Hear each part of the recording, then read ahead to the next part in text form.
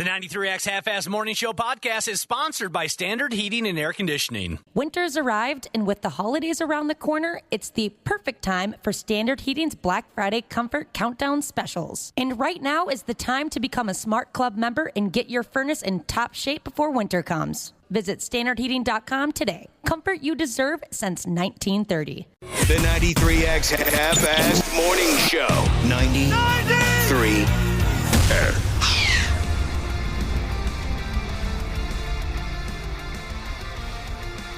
Yeah, we got to get our act together here. We're live on a Thursday on the 93X Half-Ass Morning Show. We got to get into character here, Josh. What do we got lined up? Because in just 19 minutes, we've got a big surprise for the people. Okay?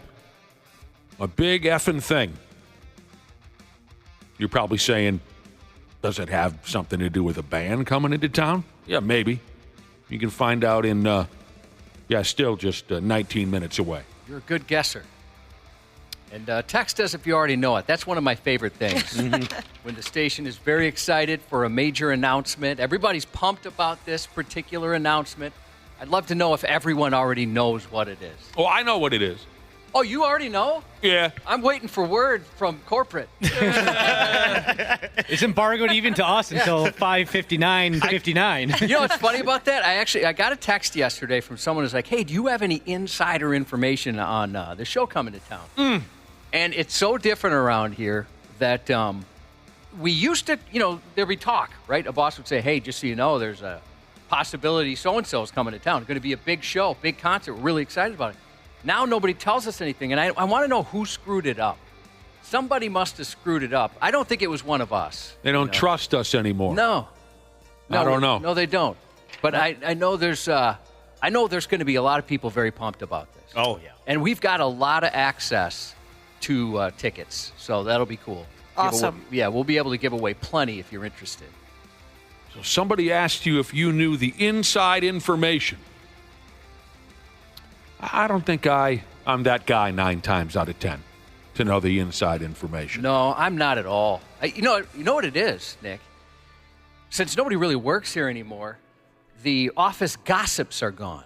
Because we had a couple people where I knew too much inside information to the point where I had to tell one of them, like, hey, I don't necessarily need to know that about some of my coworkers. That's certainly true. There was, now I can just think of one individual who their entire existence revolved around gossip. And it was a dude. That's surprising. It used to be, to me, it used to be when I was a younger guy. And I don't know, maybe you see this and that on television. It led you to believe that women were the big gossipers, right? Yep.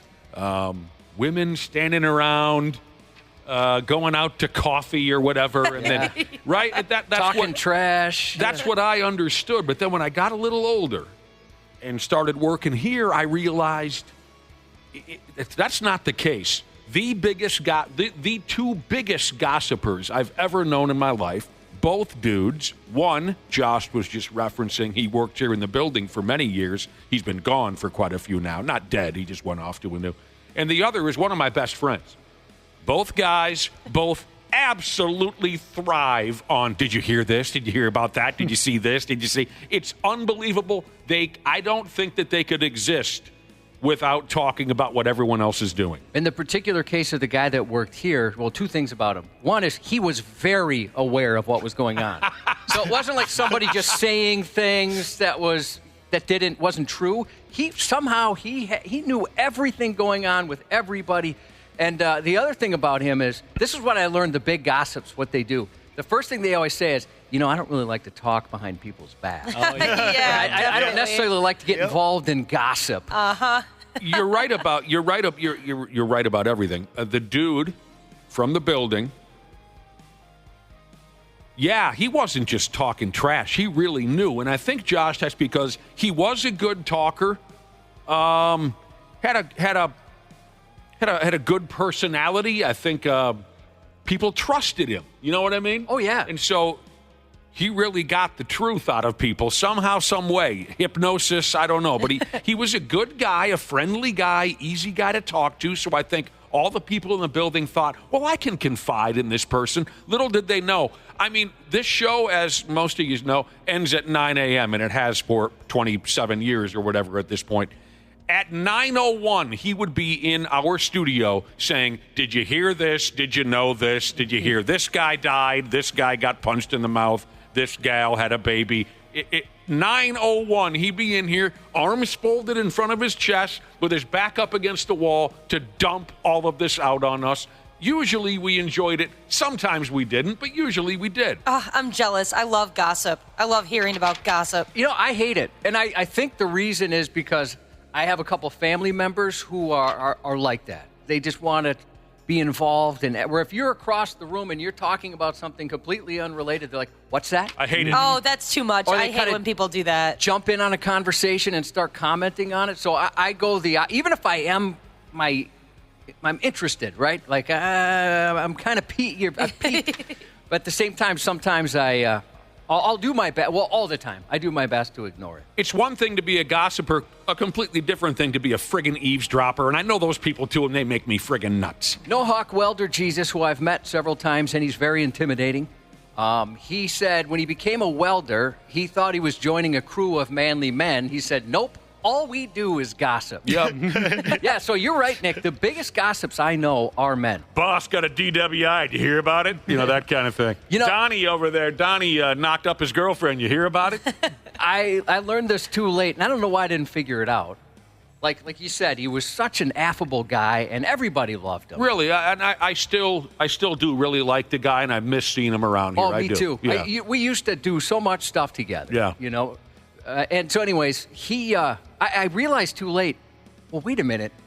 He's probably saying everything I tell him to other people. I probably shouldn't be trusting him. You know, I trust him as a buddy, and I don't really have anything that I would care if it got out. I'm not that interesting of a person, but at the same time, I did think far too late, oh, shoot. Yeah. I probably shouldn't tell this guy anything. Certainly about anybody else. I would always keep my mouth shut if I knew anything, just because I figured he'll find out eventually, and I don't want to be the guy that spills the beans. By the way, there's probably a few listeners right now that are saying, did Josh and Nick just say something positive about an ex-coworker? Yeah, it doesn't happen very often. Well, there's a few, for sure. I'm looking at the text messages. No one, at least that I'm reading, no listener has guessed yet our big announcement coming up at 6 a.m. Oh, that's good. This is surprising. There are a couple of great guesses in here. Motley Crue is always a great guess. Yeah, you can always bank on that one. Yeah. What's fun here, Josh, there's a few people in here, I mean, they are absolutely confident they know. I'm here to tell you, you're wrong. There's a couple of you here who are like, yeah, I know it. Here's the date. Here's who it is. Here's what time it starts. I heard it a week ago. You're wrong. I like the other ones that have guessed concerts that we've already announced. Oh, did they guess some concerts that we announced 2 weeks ago? Yep. Why would we be? Right. We're not going to re-announce. I promise it will not be a re-announce. No, that would be ridiculous. Not going to be. It'll be new information to some. I'm sure some people already know. Hopefully, you're very excited. There is a chance, of course, with any announcement, you'll be like, that was the build-up. That's what we were supposed to listen for. I'm pumped for I hope it, yeah. too, doesn't though. happen. It's good. A lot of you, some of you will be disappointed, but that's the, everybody's different. Everyone's got their favorites and their least favorites. Wouldn't that be something? Would that be a sign that we're in real trouble, Josh, if we just kept re-announcing a concert? Yeah. Oh, God. Okay, so that's great. None of you have guessed so far. There is one correct guess. One correct guess so far. 10 minutes away. Oh, boy. All right. Awful early, if you ask me. Awful early for important responsibilities, I think. Mm-hmm. Yeah, so it's got. We were talking about it yesterday. It's got to be that this is going to be announced throughout the country at the same time, right? So they picked a time that would be in between the coasts. I'm sure, New York, they're announcing it at 7 their time, that kind of thing. Would you think it's okay, Josh, if I squash some of the incorrect guesses here? Yeah. It's not AC/DC. That was the question I got asked yesterday by I'll always ask, Walk with Elias Jesus. I'm screwing that up. He's the one that asked, have you heard about AC/DC? A lot of you are guessing AC/DC. And No. I had not. A lot of people are guessing Nickelback, too. Well, I think they're joking around. Oh, right. I wish Yeah. it was Nickelback. I Yeah. love Nickelback. Whenever we talk about a concert announcement, everyone assumes it's Motley Crue or Nickelback. Oh. Or Blues Traveler. We're getting a lot of Blues Travelers. What? It's not Blues Travelers. I don't think I could make it through another one of their shows. I burned myself out on Blues Traveler back in the mid-'90s. I couldn't get enough of that big guy with that harmonica. You mean, look at me. You can tell I'm a big guy who plays a harmonica type of a guy. I love that bit.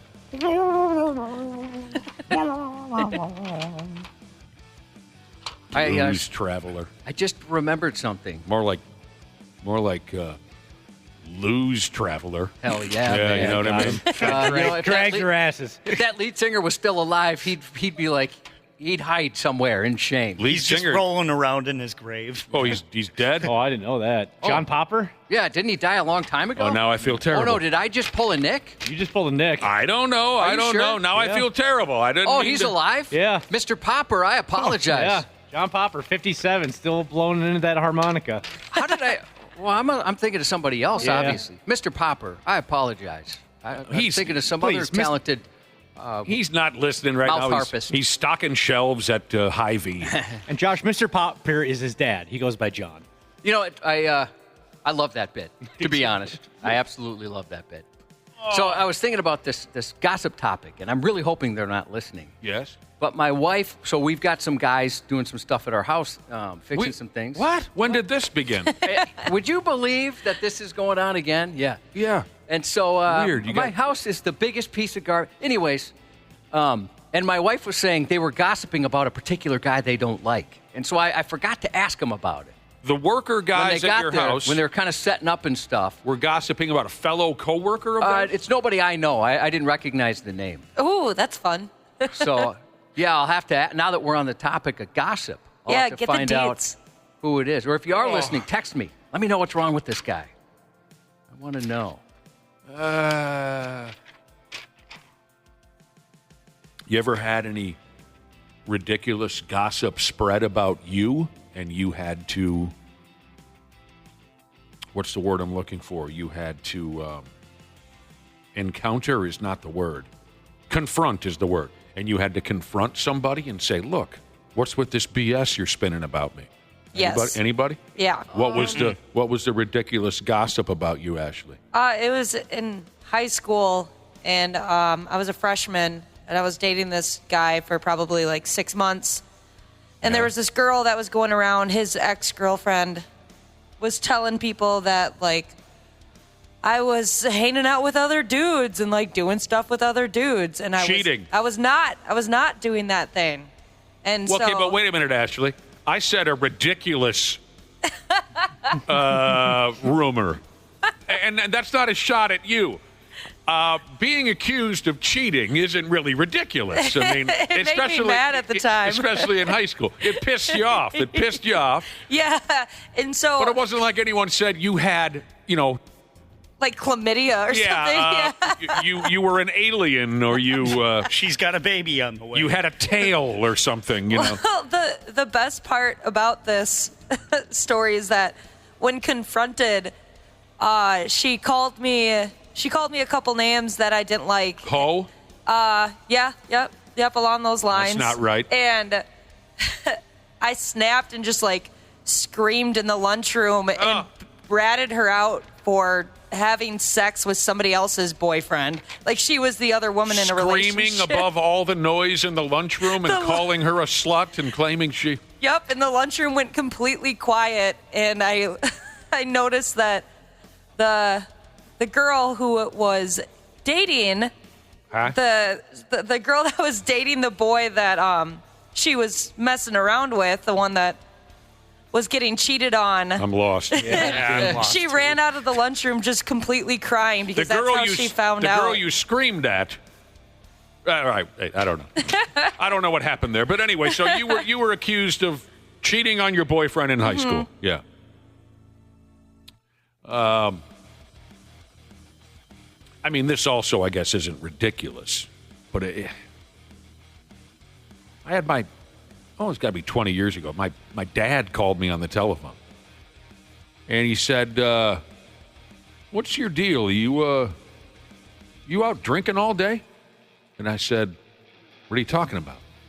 One of my friends, I don't know why, maybe just pure insanity, had called my parents because they decided in their head that I was really going overboard with the beer drinking and bouncing around bars all day long downtown, getting drunk and then driving home drunk all the way to the West Metro, and I was in real trouble with my drinking and this and that. And don't get me wrong, I was hitting it pretty hard in those days, but I pretty much did it at one bar that was 2 miles away from my house. Even had my dad call me and ask me about it, and I said, I have absolutely no idea what you're talking about. I mean, it could have been worse, but that's the only one that I can think of where I had to just say, no, none of that is true, and I don't understand why it was said out loud about me. Did you guys ever have that one person in high school that a ridiculous rumor got started about them and it just followed them throughout all high school? Oh, absolutely. Oh, definitely, yeah. I still think about it when I see him pop up on my Facebook. Mm-hmm. Well, not in high school. And these rumors were true. Does that make a difference? Oh, yeah, I think so. Well, Yeah. I mean, It's a little different. yeah, it seems a little different. What's a little different? If it's true, I don't think it would hurt as much. Yeah. Like if it's Yeah. like there's always the guy that got caught masturbating somewhere where no guy would ever masturbate. Like there's one guy, freshman year. So there was people that started this rumor about him that he masturbated on the back of the bus, taking the football team after on a Friday night back to the school. Right. So they're playing somewhere. They take a bus back to our school. And supposedly he masturbated on this bus full of his teammates. He's a football player. He whacked off in front of the rest of the football. There's no way that happened. There's no way. They were just being a jerk to the guy. But it stuck. And throughout, this was freshman year, so the rest of this, it took him 5 years to graduate.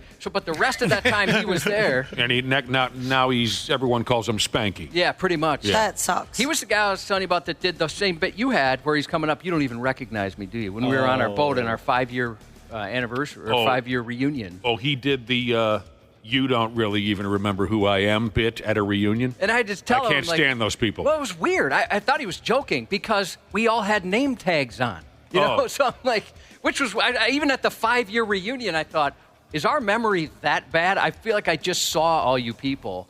But at the 5-year reunion, we had these name tags on, and he was going around kind of like angry about it for some reason. So, Dana, there were plenty of rumors. Mm-hmm. But I can only think of one that was a lie. The rest were true. So, you know what I mean? That's different than unfounded rumors. These, as wild as the rumors were, they were friggin' true, with the exception of one. And every one of you's had this rumor go around your school, I guarantee it. The only wild rumor that I can remember from junior high and high school that was not true was the hot dog girl. Yep. Everybody had a hot dog girl. Every school had a hot dog girl. Yep. Yeah. The same hot dog girl also had a reputation. And maybe this was true. I don't know. But supposedly she had jeans that had the crotch cut out, so she and her boyfriend could go at it under a blanket while her and her family watched movies. Whoa. I always thought that probably didn't happen, but that one seemed a little more believable than the hot dog thing, simply because I'd heard it from friends that went to other schools, and I thought, okay, every school has a hot dog girl? That seems a little tough to believe. We had the Diet Coke bottle girl. Oh, my God. Oh, wow. Yeah, I think that's- wow. That might be true. Wow. Yeah, no kidding. I hadn't heard that one before. Was it a leader? So, yeah. And every school probably had the whack-off guy. Yeah. Local 34 Jesus had a baseball bat girl. Oh. Woo! No. What are we talking? You mean like the mini bat that they gave away at the Dome? I hope so. Yeah, I'm hoping so. Oh, God. Yeah, every school had a hot dog guy. Every school had a whack-off guy. And usually they were called Spanky or, I don't know. But I'll tell you this. I got to give my classmates credit.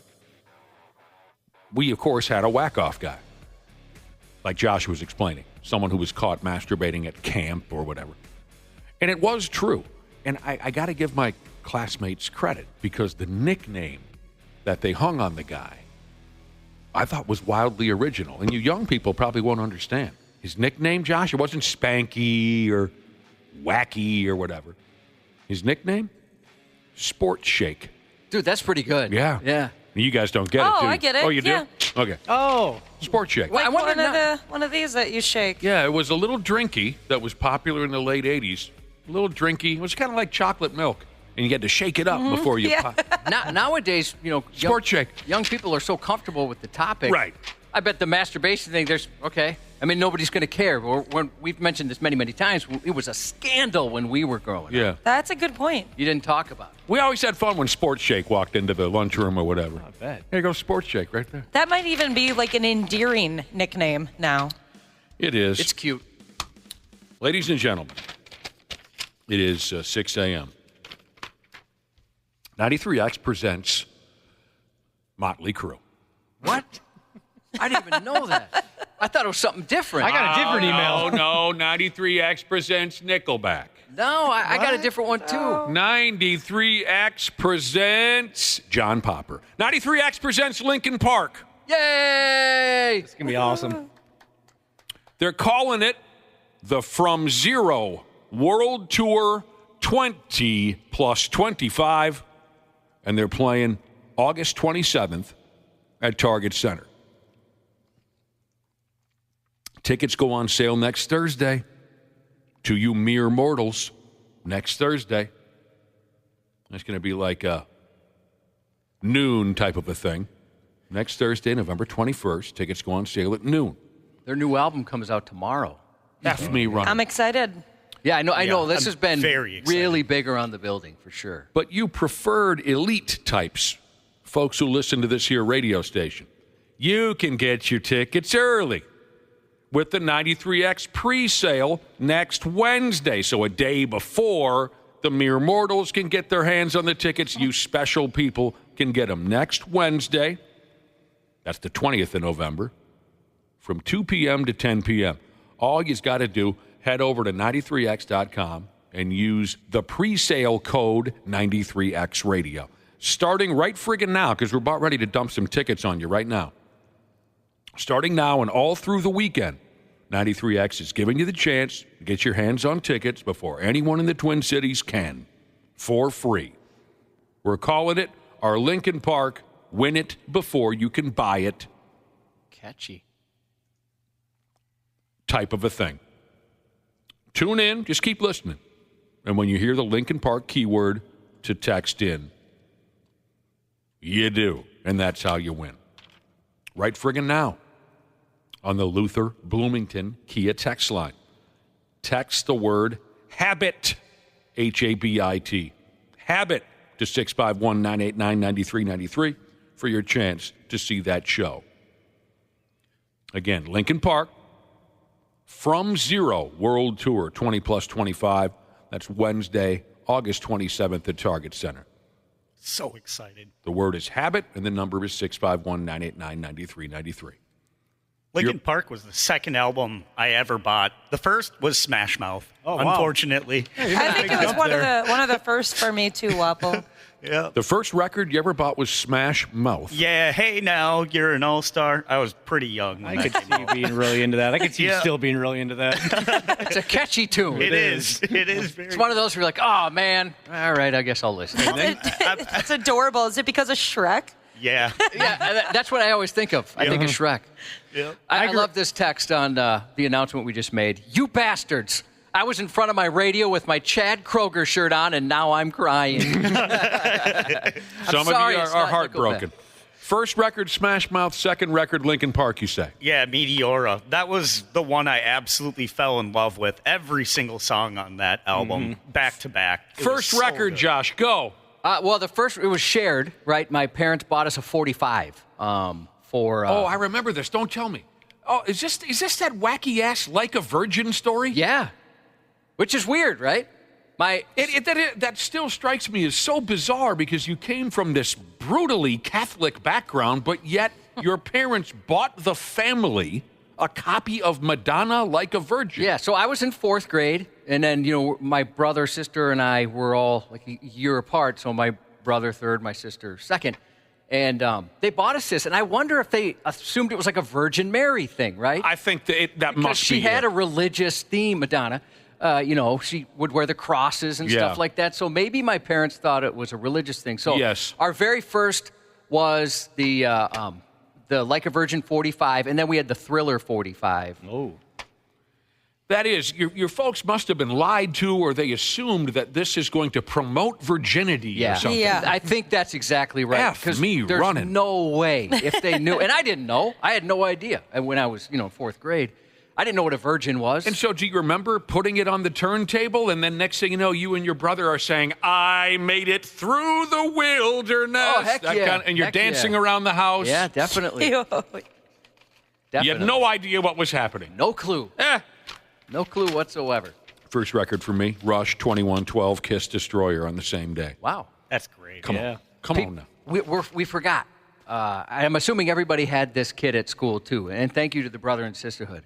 The peanut butter guy or girl. Oh yeah. We had one of each. Mm-hmm. Yep. The peanut, where they put the peanut butter on the privates, where the peanut butter's not supposed to go, and then they invite the family pet to take care of that peanut butter. Yep. Okay, Because it's your dog. Now, wait a minute. Were they rumors or were they true?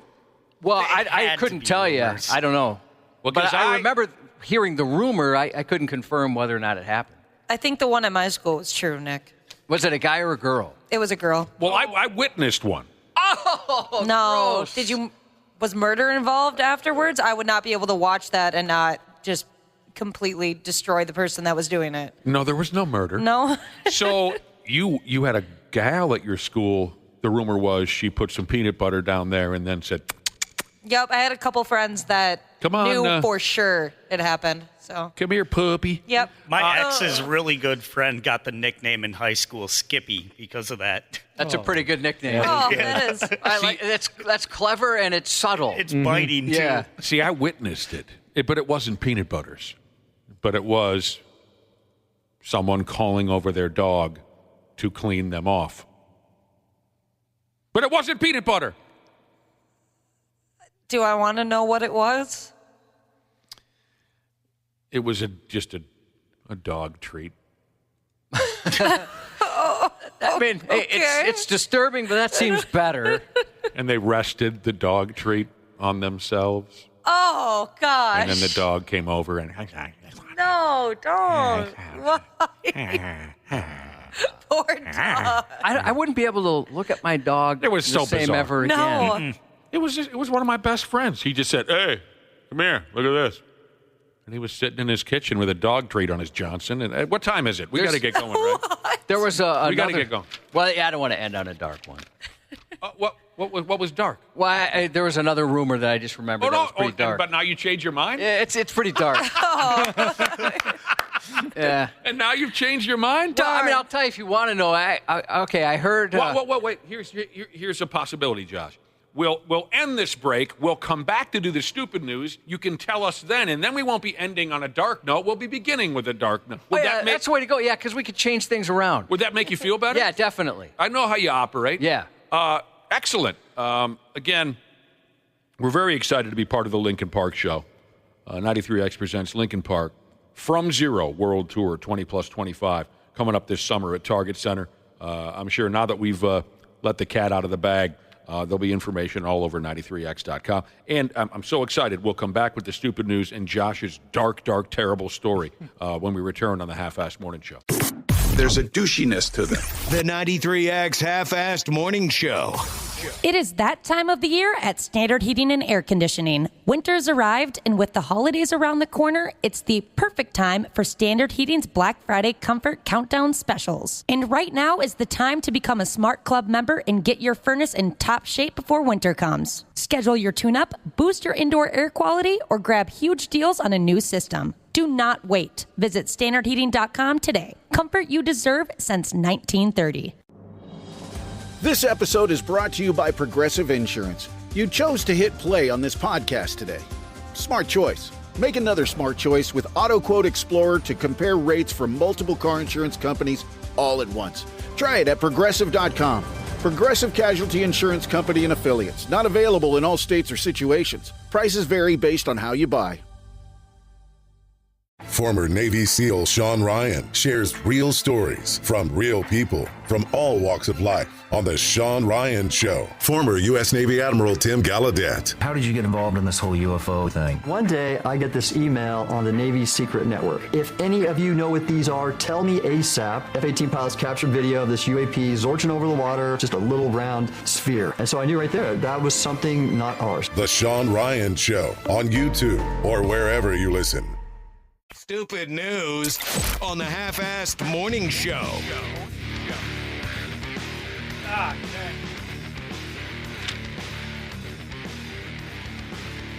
A few minutes ago, we were talking about rumors, gossip. Some of it is total nonsense and hurtful, but some of it is true. It's damn true. Josh was about to tell us about a rumor he remembered from back in the day, but he didn't want to tell it because he felt like we would be closing a conversation on a dark note. So we thought, okay, how about you tell that story to begin our stupid news segment? That way, we're beginning on a dark note, and everything from then on out is going to seem extremely positive, and we'll have a happy ending. Josh, this dark rumor, dump it on us. I've been anticipating this for minutes now. Well, yeah, it's maybe other people have heard a rumor similar to this, but there was this kid I was friends with in 6th grade, and I really looked up to his older brother.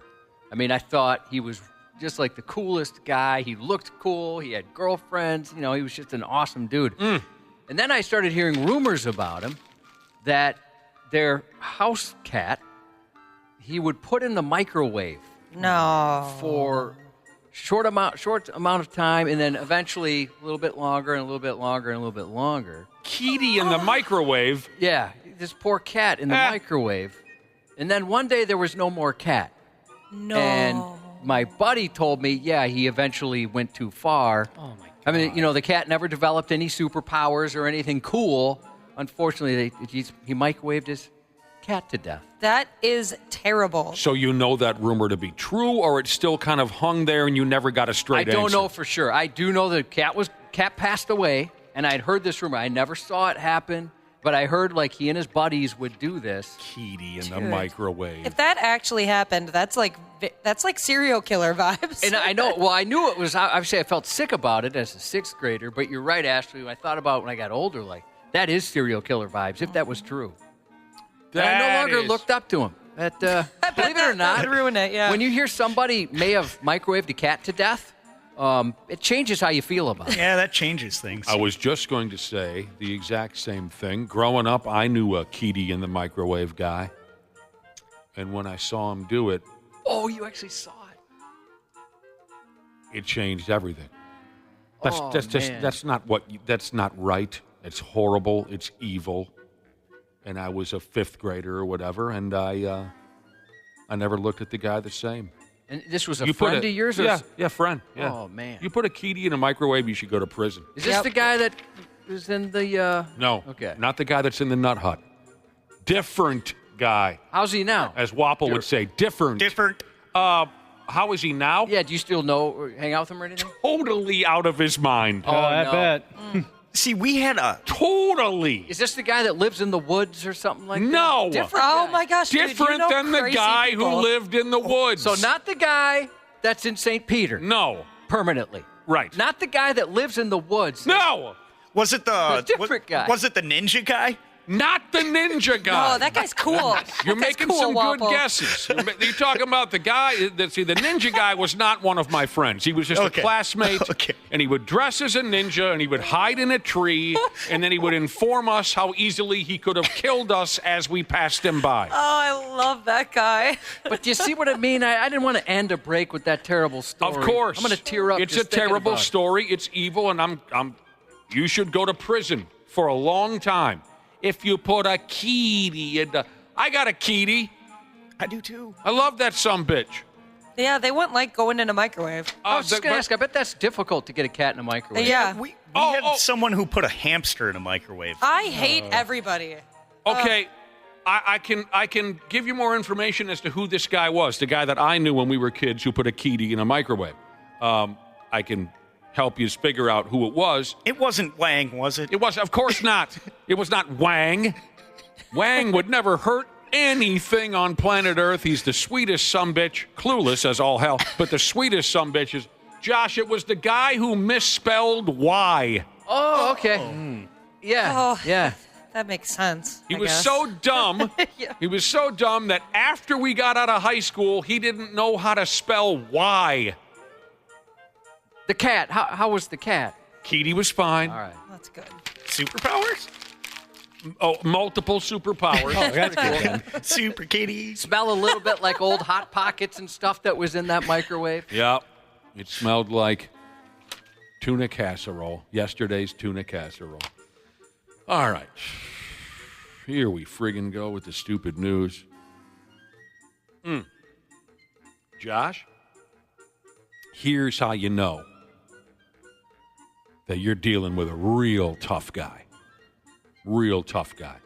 A lunatic moron over there in Spain, I think is how you say it.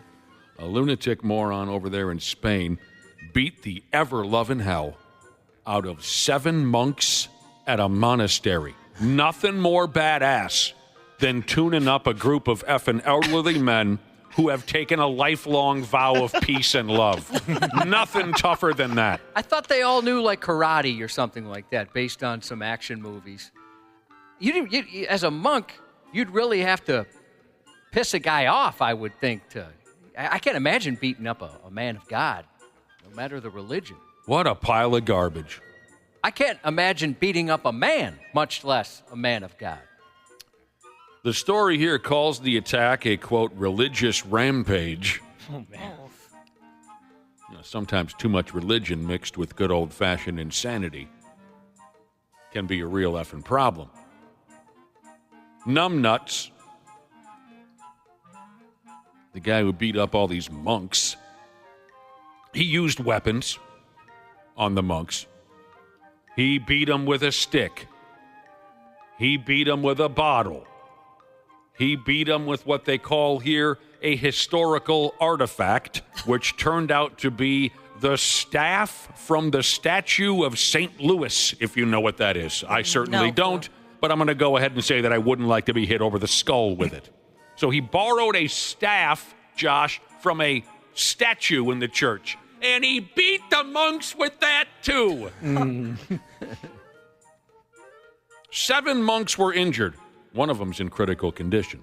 The 7 monks who got whooped ranged in age from 57 years old all the way to 95 running years old. Whoa. Yeah, I don't know if I'd take too much pride beating up a 95-year-old monk. Nah, definitely Don't not. knock it till you try it. I'd leave that off my fight card, I think. I wouldn't tell anybody about that. Beating up on someone who's nearly a smooth century old. That isn't something that an amateur fighter could get done, Josh. You got to be born hard for that. Although, isn't Jake Paul about to do something very similar? He is. Yep. He is. A strong wind could just knock that guy down. Yeah. Now, the monks knew they were in for something mental when F-Stick here, he walked into the monastery joint there and he hollered, "I am Jesus Christ and I am going to kill the monks." Gave away his game plan right from the get-go. Yeah. Oh. "I am Jesus Christ," he said, "and I am going to kill the monks." I bet you that's when that 95-year-old monk, I bet he said to himself, "Here we go." When somebody proclaims to be Jesus like that, it usually doesn't end well. I bet you that 95-year-old monk said, "I knew one of these jack-offs was going to stop by here someday." You make it to 95 without getting beat up by a psycho. And here you go. That's not fair. Stupid, idiot, lunatic, elderly person beater has since been arrested. That just ain't right. That just ain't right. Yeah, I don't know much about those monks, except the obvious. It's not like they're running around partying, right? They take a vow of celibacy and peace, right, Josh? Well, some of them, have you heard of the warrior monk? I've never met a monk at 2 for ones. You know what I mean? What with the warrior monk? I've never, like, they have a religious lifestyle, and they use like karate or kung fu or some sort of fighting style as like an outlet. Yeah, kind of like a discipline, right? So it's just it's another discipline. Now that you mention it, I think I have seen stories like that before. Well, these guys were not warrior monks. But yeah, that's really interesting. I think I have heard stories like that before. They got all day long. You know, they pray in the morning. Yeah. They have some reasonable, sinless meal. Doesn't it seem then they got all day to work out. Wasn't it a monastery like in Mortal Kombat where they were, killing each other and stuff? Yeah, it sounds right. I'll tell you this much. In the movie Hot Shots Part 2, one of the hardest I've ever laughed when watching a movie, if any of you remember that movie, Charlie Sheen plays like a John Rambo character in Hot Shots Part 2, and he's in the middle of the jungle at a monastery trying to avoid his past, as a hero killing machine for the United States government, right? So he's moved on to this monastery, and he's living in the middle of the jungle. But the government, like in a lot of your favorite action movies, the government seeks him out to talk him back into joining them. Hey, we got this big mission. You're the only guy who can get it done. You're the greatest. You're the baddest sumbitch that's ever lived. We need you, right? Well, he don't want to go because he's got this new peaceful life amongst the monks. Now, the U.S. military sent this scorching hot female. Yep. Of course. She was part of the group to talk Charlie Sheen's character away from the monastery to join the military again. I mean scorching hot. And the monks who have made this vow of celibacy, they're trying not to, but they can't help but notice the heat coming off of this lady. So, after this happened and that happened, the scorching hot lady is leaving the monastery after trying to talk Charlie Sheen's character into becoming a killer again. And the monks, if you watch the movie, the monks gather at the gate, and now they're just staring at this woman. They've fallen completely in love with this woman. And one of the monks is holding a sign above his head that says, "Celibacy sucks." I laughed so hard at that scene the first time I watched it. I love in the background, too, when the general or whatever's talking to Charlie Sheen, you can see over Charlie Sheen's shoulder, all the monks are lined up in front of her, and they're, like, doing different things. The one monk rips off his robe, and he's jacked, and he's a bodybuilder. They're showing off. Yeah, another guy's tap dancing. Yeah, trying to impress this lady, and my God, she was a missile. All right. Yeah, Shaolin monks, people are saying. Those are the ones that all know the kung fu. I've seen those in movies before. They'll kick the jaw right off of your skull.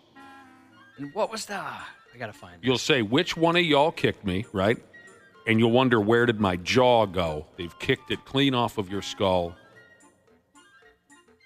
And it's landed in a dirty dog dish. All right, this is confusing to me. I'm going to need somebody's help this next bit. This here next story is about a cigarette smuggler in Argentina. Can't folks just go to a gas station and get cigarettes in Argentina? What's the problem over there? I'm not sure Argentina's tobacco policy. Yeah, I don't know. I don't know. Maybe they're cheaper? I don't know. I don't know their tobacco policy, just like John. I don't. All right. But we'll just have to go along with it. A cigarette smuggler in Argentina. If anyone has any information, our number is 651-989-9393. Okay, I'm looking it up here, and it seems like it's all very similar to what we've got here, right? Most places you can't smoke indoors. There's advertising rules. The packaging and labeling has to have a warning on it. Nobody under 18 can buy it. Can someone even explain? I mean, are there cigarette smugglers in the United States? Well, it's not really. I don't think so. I mean, you can go to, like, South Dakota and get cheaper cigarettes than you can here. Well, I'm talking about cigarette smuggling, not bargain hunting. Maybe that's what it is. Maybe you can't smoke around Argentina, or maybe they're cheaper. I don't know. Because, I got to get over it. I don't know the deal about Cuban cigars anymore, but I remember, like, growing up, that was always the joke, right? Oh, we got a Cuban. Yeah, yep. The Cuban cigars weren't legal. I'm going to have to get over it. I wonder if there's something like that. But you got to get a look at this video that goes along with the story. It looks like something straight out of an old episode of the effing Bugs Bunny show. A dude trying to smuggle a couple boxes of cigarettes across a river from Paraguay to Argentina. He disguised himself as floating vegetation. This is up on 93x.com. But he got pinched. Again, he's trying to make his way across a river from Paraguay to Argentina with a couple of boxes of friggin' heaters. And he disguised himself as floating vegetation. As far as I could tell, the guy's setup was sort of like this here. He puts on a damned wetsuit. He wraps up the boxes of cigarettes in plastic. He ties those boxes to his body. He takes a damn fake houseplant, straps that to the top of his head, and then he sets off a-swimming, trying his best to make that pile of fake vegetation on the top of his head just look like it's floating across the river. Can you picture all that? Yep. In the video of the dude's arrest, cops in a boat are putting their flashlights on a pile of green leaves floating a little too quickly across the river. Just cruising. Yes. And underneath, they found the Marlboro Man. He was a little chilly. That wetsuit was good. It wasn't great. He was a little chilly when they pulled him out of there. And they hauled him up. They hauled his ass up into the boat, and they put handcuffs on him. Dude had been pushing along 200 packs of Rodeo king-size cigarettes in 4 boxes. That was his brand that he was bringing across the border. So overwhelmingly, people are saying it's to avoid taxes. That's why the cigarette smuggling is coming. Boy, the taxes must be an incredible bitch if I'm going to dress up like a plant and swim overnight across a river. They're very expensive here, too, aren't they? Super expensive. Like, I wonder what I'd love to know. I'm sure the all-knowing brother and sisterhood can tell us, like, what the cigarettes themselves cost and then what the tax on top of it. Like, how much it is. Yeah, I don't know. I know what do they call that, a sin tax? Yep. I thought there was, like, a cutesy name for it. I know it's up to, like, $13 a pack. Yeah. So what does a carton go for? Does anybody buy those? That's what my parents would buy. Well, yeah, that's what my parents used to buy, but they're just way too expensive. I know they're like, it's got to be up like to 60, 70 at least. I don't know. I can tell you the chewing tobacco side of things, Josh. A can of snuff is around $12. I buy a roll, it's around 70 or something. I can't remember. 70, 75, in that neighborhood. How many's in a roll? 5. 5? Skis. 5 skis. Yes.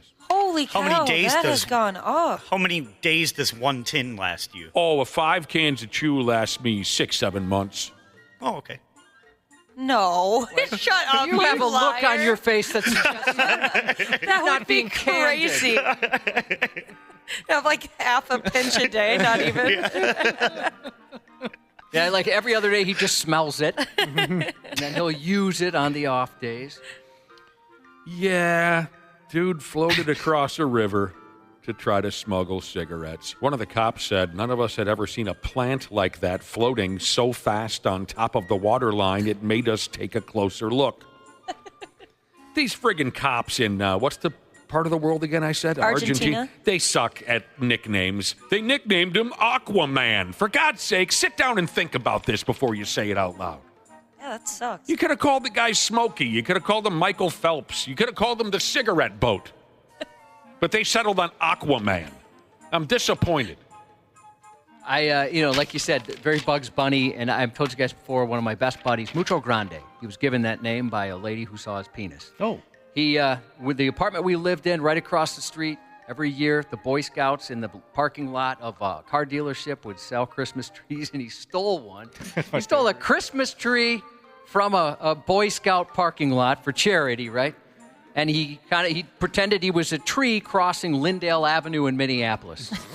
And then I helped him clean up the pine needles that went straight from the parking lot to his apartment.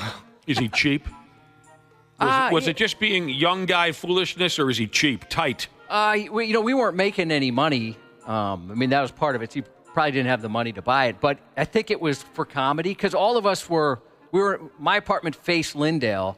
And so there was like 6, 7 of us watching him do this, you know. That would be fun to watch. This was pre like camera phone and stuff. I mean, that was pretty hilarious watching a tree cross the road. A couple of folks are texting in on that tax you were wondering about, like 44 cents. What did that guy say? In North Dakota, tax is 44 cents a pack of cigarettes, according to Big Tobacco Cheeses. Oh, Christ, it's right there in her name. Whoa. In North Dakota, 44 cents a pack. Here's some folks saying a carton of Marlboros are $130, $125. It's makes sense. skyrocketing. So there's no bargain. You said it's $13 a pack? Because it's $13 a pack, and then times that by 10. It's an expensive habit.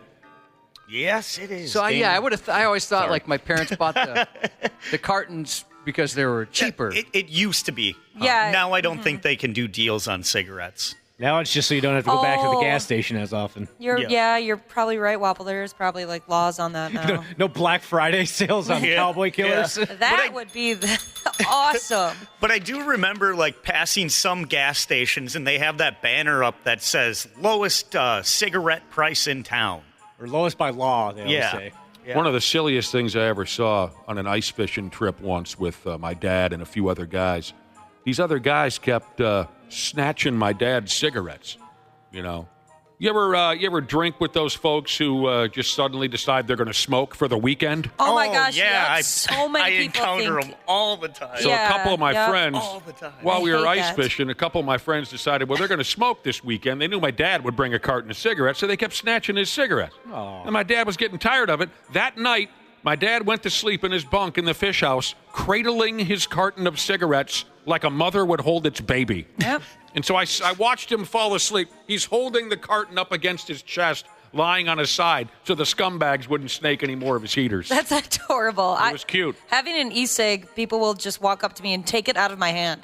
What? I'm like, what are you doing? Like I'm assuming you mean friends. People I know, course, yeah, but I'm like, yeah, I guess. You know, is that stuff, is the fluid, I'm sorry, is that the wrong term? What do you call it? Like cartridge? Like the juice for an e-cig? Yeah. Yeah. Is that expensive? I mean, are we talking cigarette prices? I just get disposable ones, and they last me about a week, and they cost $14.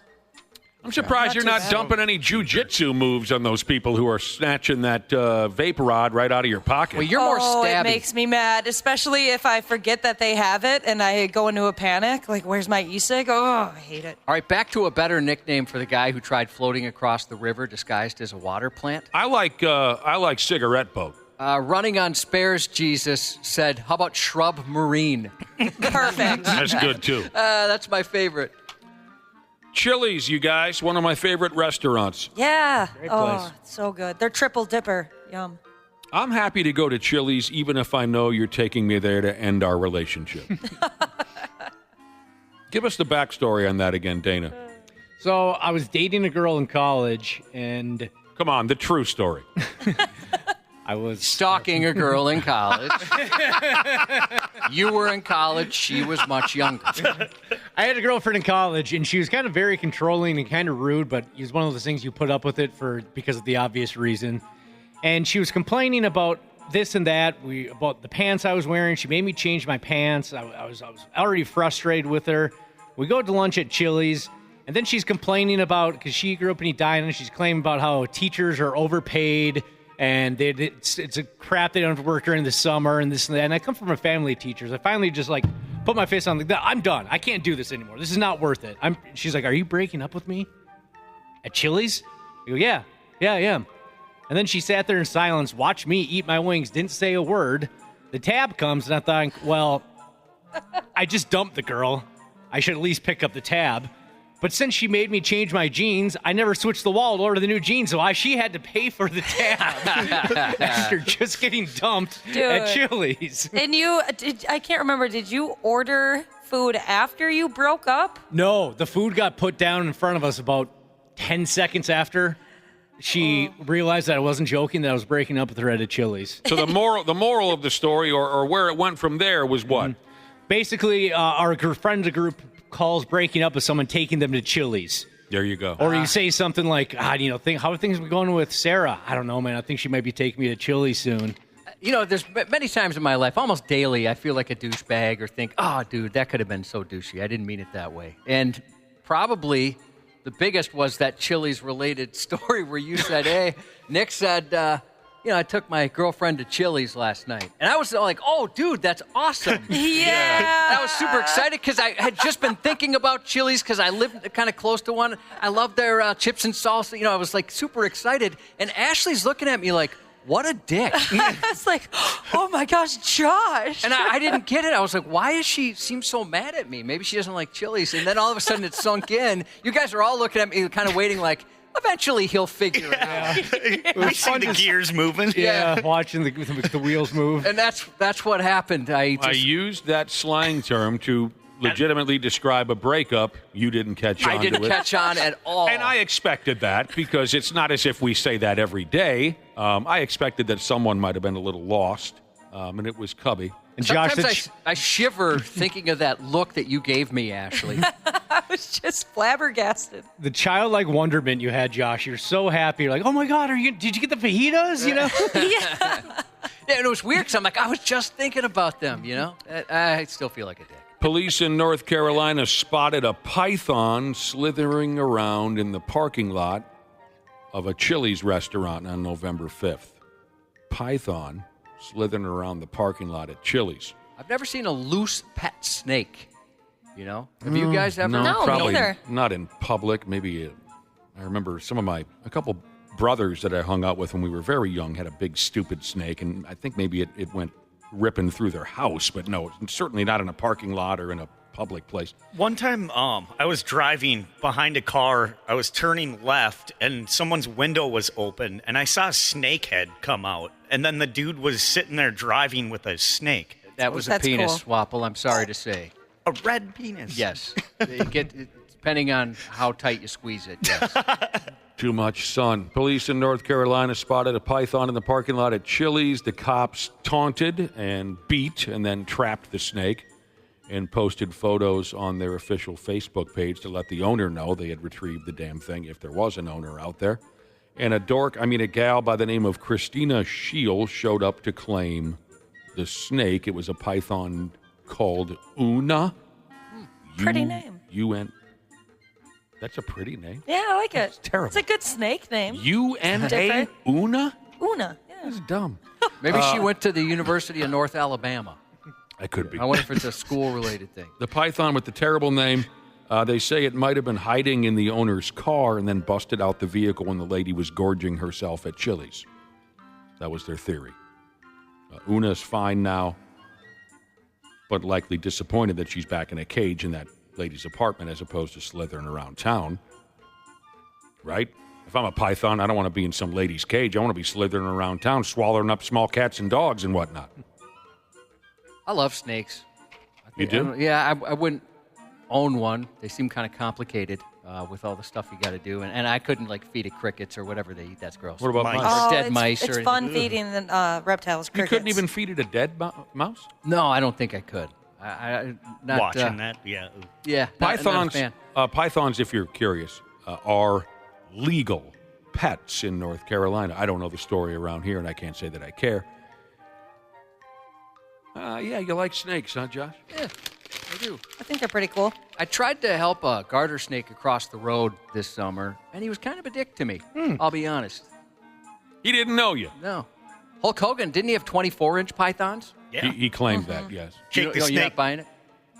I'm not buying it, no. So that's quite large. His pythons were like 11 or 12. Yeah, and then Jake the snake brought a snake down to the ring all the time, too. I heard rumors about that. I never saw it. Oh, I heard I could have swore the snake bit a wrestler one that was in time. a video game, I think. Josh, that garter snake just didn't know you. Yeah, I was trying to help him. Had and it gotten to know you? Maybe I offended him. Like, hey, I can cross a road by myself, dickwad. But he was having trouble getting up the curb. It can happen. Sports on the 93X Half-Assed Morning Show. We see what it takes, man. Everybody want to be there, so we got to come out with a chip on our shoulder. We got to get the chip back. Whenever we get the chip back, we'll be back where we need to be. I hear you, A1 from day one. I don't know what to tell you about the Timberwolves. Oof. It's just not working. This is clearly not working right now. They lost back-to-back games to the Portland Trailblazers. And this was a couple of games that most Wolves fans would have checked off their calendar right away as easy wins. They didn't even come close. Struggling right now. Struggling like hell. Get the chip back. Do whatever you got to do, Anthony Edwards. But we shouldn't be losing back-to-back games to the Portland Trailblazers. I'll be dipped. You know what I'm saying to you, Josh? Yeah, it's a bummer. Golden Gopher basketball lost last night at home. That wasn't good either. As you know, I was a fan while they're in the playoffs, and if they make the playoffs, I'll be a fan once again. Yeah. I'm taking this a little tough. I can tell. Yeah. I can tell by your body language that you're not happy with what's been happening so far with the Timberwolves. Tonight at the XL Energy Center at 7 o'clock, the Man Bear Pigs face El Habitant. Thursday night football, the Washington Commodores and the Philadelphia Eagles. Golden Gopher men's hockey on a Thursday night, 7 o'clock tonight at home versus the Beavers of Bemidji State University. That's on Fox 9 now, and that's cute and everything. After the game, that's when everyone should tune in and watch the Minnesota North Stars documentary, brand new Minnesota North Stars documentary called No Stars When Minnesota Lost Pro Hockey. Am I in the documentary? Yes. Cool. That's pretty sweet. Yes.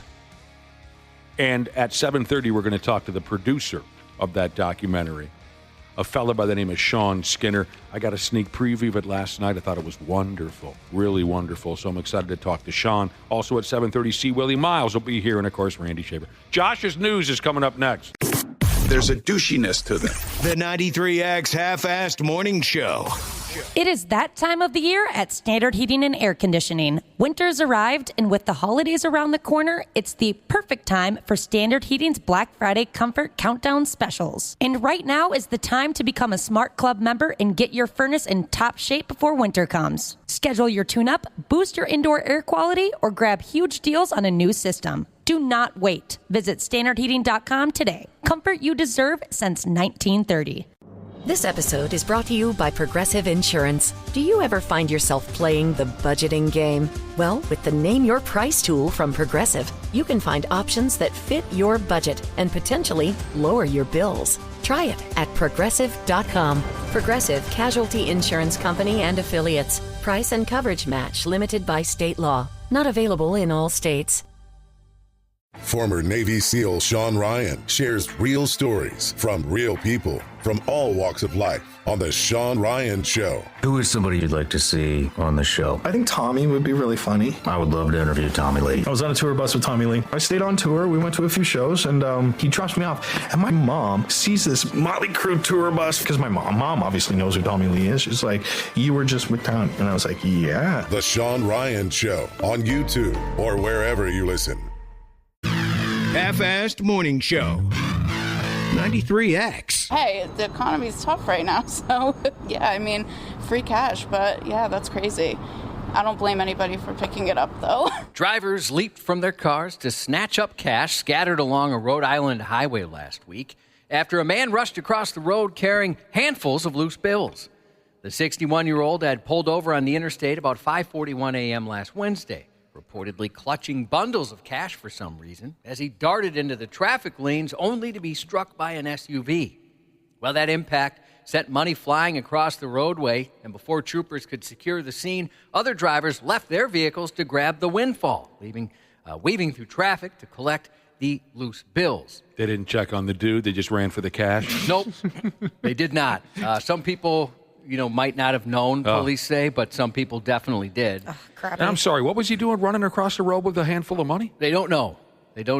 Okay. Motorists later returned the cash. Some of them did, but authorities noted they have no way to account for all of it. Troopers didn't specify if all the drivers knew the money belonged to the injured man, and details on why he was carrying it or how much he had remain unclear. The incident halted traffic for over an hour, and police are continuing their investigation. How much money do I have to be carrying, Josh, for when the car hits me, you run for the money instead of checking on me? That would never happen. What if I'm carrying a $20 million? Ooh. No, of course. A $20 million bill comes out of my hand. Well, I would want to check your pockets to see if there's more. Why would I leave any cash behind? They ran for the money and not to help this poor bastard who got greased. No. That's how we operate around here. Get used to it. Authorities are on the hunt for a daring thief who managed to steal an 18-wheeler in broad daylight, and she's not your typical suspect. The bold culprit was a woman sporting a hot pink purse. The heist occurred just after dawn, around 6 a.m. Sunday, when the semi-truck disappeared from a business in St. Gabriel, Louisiana. Surveillance footage posted on social media shows the 35-year-old suspect dressed casually in a black hoodie, gray shorts, and flip-flops, nonchalantly surveying the scene, hands on her hips, with the bright pink bag slung across her shoulder. Investigators now believe she may be linked to other thefts across multiple parishes, elevating her status from a single incident to a suspect with a potentially prolific criminal history. Who is this hot lady? Yeah, they're trying to figure that one out. Hands on her hips. She stole an 18-wheeler. Roll on. I don't know. Could any of us just get behind an 18-wheeler and operate it? No. I figured it'd be a little more difficult than No that. chance. I'd have to channel the old man. A judge sentenced a 30-year-old woman to 3 years probation after a disturbing video surfaced showing her drop-kicking a young child after shouting, "This is jackass." Oh, my gosh, lady. The incident, which took place in a West Virginia apartment, shows the woman standing near a young girl seated in a pink chair. In the video, she reportedly said, "This is jackass. This is kick a kid." An apparent reference to the TV and movie franchise, obviously. She kicked a kid across the room? Yes. This is kick a kid. Whose kid did it belong to? They don't say. Oh. So she leapt into the air and delivered a WWE-style drop kick, striking the child in the side and leaving her bruised. After viewing the video, authorities apprehended the woman, charging her with felony child abuse. I'm just happy that 25 years later, the Jackass legacy is still living on and contributing to society. You know, you watched a lot of it. Oh, yeah. I was into it the first couple seasons for sure. Did they ever drop kick a kid, I hope? No, they kept it, they didn't involve minors ever. A lot of wieners and butt stuff, though. A lot of wieners and butt stuffs to each other. A tragic discovery unfolded at an Indianapolis Planet Fitness early Monday when the body of a 39-year-old man was found in a tanning bed. Oh, my gosh. 3 days after he entered the gym. How's that even possible? Extra crispy. I used to work there, and that's my gym, and they are, at least the one I go to and the one I worked at, it was very, you were on top of the tanning bed situation. It's like that lady who died at work and no one knew it for like 5 days. Oh, yeah. The bank? Yeah. Yeah. See that at a bank building? The tanning bed guy was on vacation, Ashley. A gym member initially reported a strange odor, which eventually led staff to the tanning area. Oh, I bet he was all dried out. There, around 9 a.m., they found the man's body roughly 4 hours after the facility had opened for the day. The first thing that kind of went off in my head was, lack of attention from the staff members, which is pretty disappointing because maybe it could have been prevented. The man's body the man's family, already worried, had reported him missing Sunday, saying they hadn't heard from him since Friday. The gym, which typically closes at 9 p.m. Fridays and operates from 7 a.m. to 7 p.m. over the weekend, had remained open during the days he was unaccounted for, so there are plenty of people in and out of the gym during that time. While a cause of death is yet to be confirmed, authorities said they did find a needle beside the man and don't suspect foul play. I've always heard those tanning beds will kill you. I didn't really picture it quite like that. No. A 20-year-old volunteer firefighter from Long Island, New York, faces serious charges this week after allegedly setting a dangerous brush fire. The young firefighter from the Medford Fire Department is accused of intentionally igniting a fire in a wooded area of Medford Tuesday afternoon. Flames damaged a nearby vehicle, while approximately 6 other small brush fires erupted across the area the same day. Firefighters who aren't psychos worked for nearly 6 hours to extinguish those flames. The firefighters who are not psychos? Yeah, the normal ones. Yeah. Fortunately, no injuries were reported.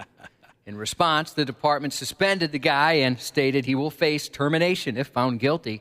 The arrest comes on the heels of a similar case in California where a firefighter was accused of starting 5 fires while off duty between August and September, leading to his September arrest. They'll do that now and again. They'll just start a fire. A 33-year-old Florida man learned the hard way impersonating a police officer isn't just a no-no. It's a serious crime with serious consequences. In a rather dumb attempt just to bypass a red light, he flipped on unauthorized police lights in an unmarked Dodge Charger. But his luck ran out almost immediately. because in the car right next to him was a real officer who witnessed the entire stunt. Oh, that's awkward. Would have got away with it, too. When pulled over, the man initially tried to deny any wrongdoing. However, faced with the officer's first-hand account, he soon found himself out of excuses and had to confess. Now he's facing charges for prohibited use of lights and false impersonation, along with a citation for running the red light. Adding a final twist to his troubles, the Dodge Charger wasn't even his. It reportedly belonged to his girlfriend. His girlfriend. Nice, the buddy. only time it's fun to impersonate a cop is when you're in high school and you flip the fake lights up on the hood of your vehicle to watch all your friends run from a beer party. That would be a lot of fun. I witnessed that once, and it was a friggin' riot. Dude pulled into the party. He's got back in the day, Josh, when we were young, the cops all drove those Crown Vics, didn't they? They did. So dude had a Crown Vic. He had a light up on the lid, pulls up to the kegger, flips that switch, and everybody ran for the woods, and it was just some dickhead that we went to school with, and that was a beautiful thing. A 35-year-old New Hampshire man was arrested late Monday night after a bizarre incident in the woods. Around 11:30 p.m., police noticed an empty vehicle and heard gunfire echoing from the surrounding forest. When a second officer arrived, both heard rapid, intense shots as it was from an automatic weapon cutting through the stillness of the night.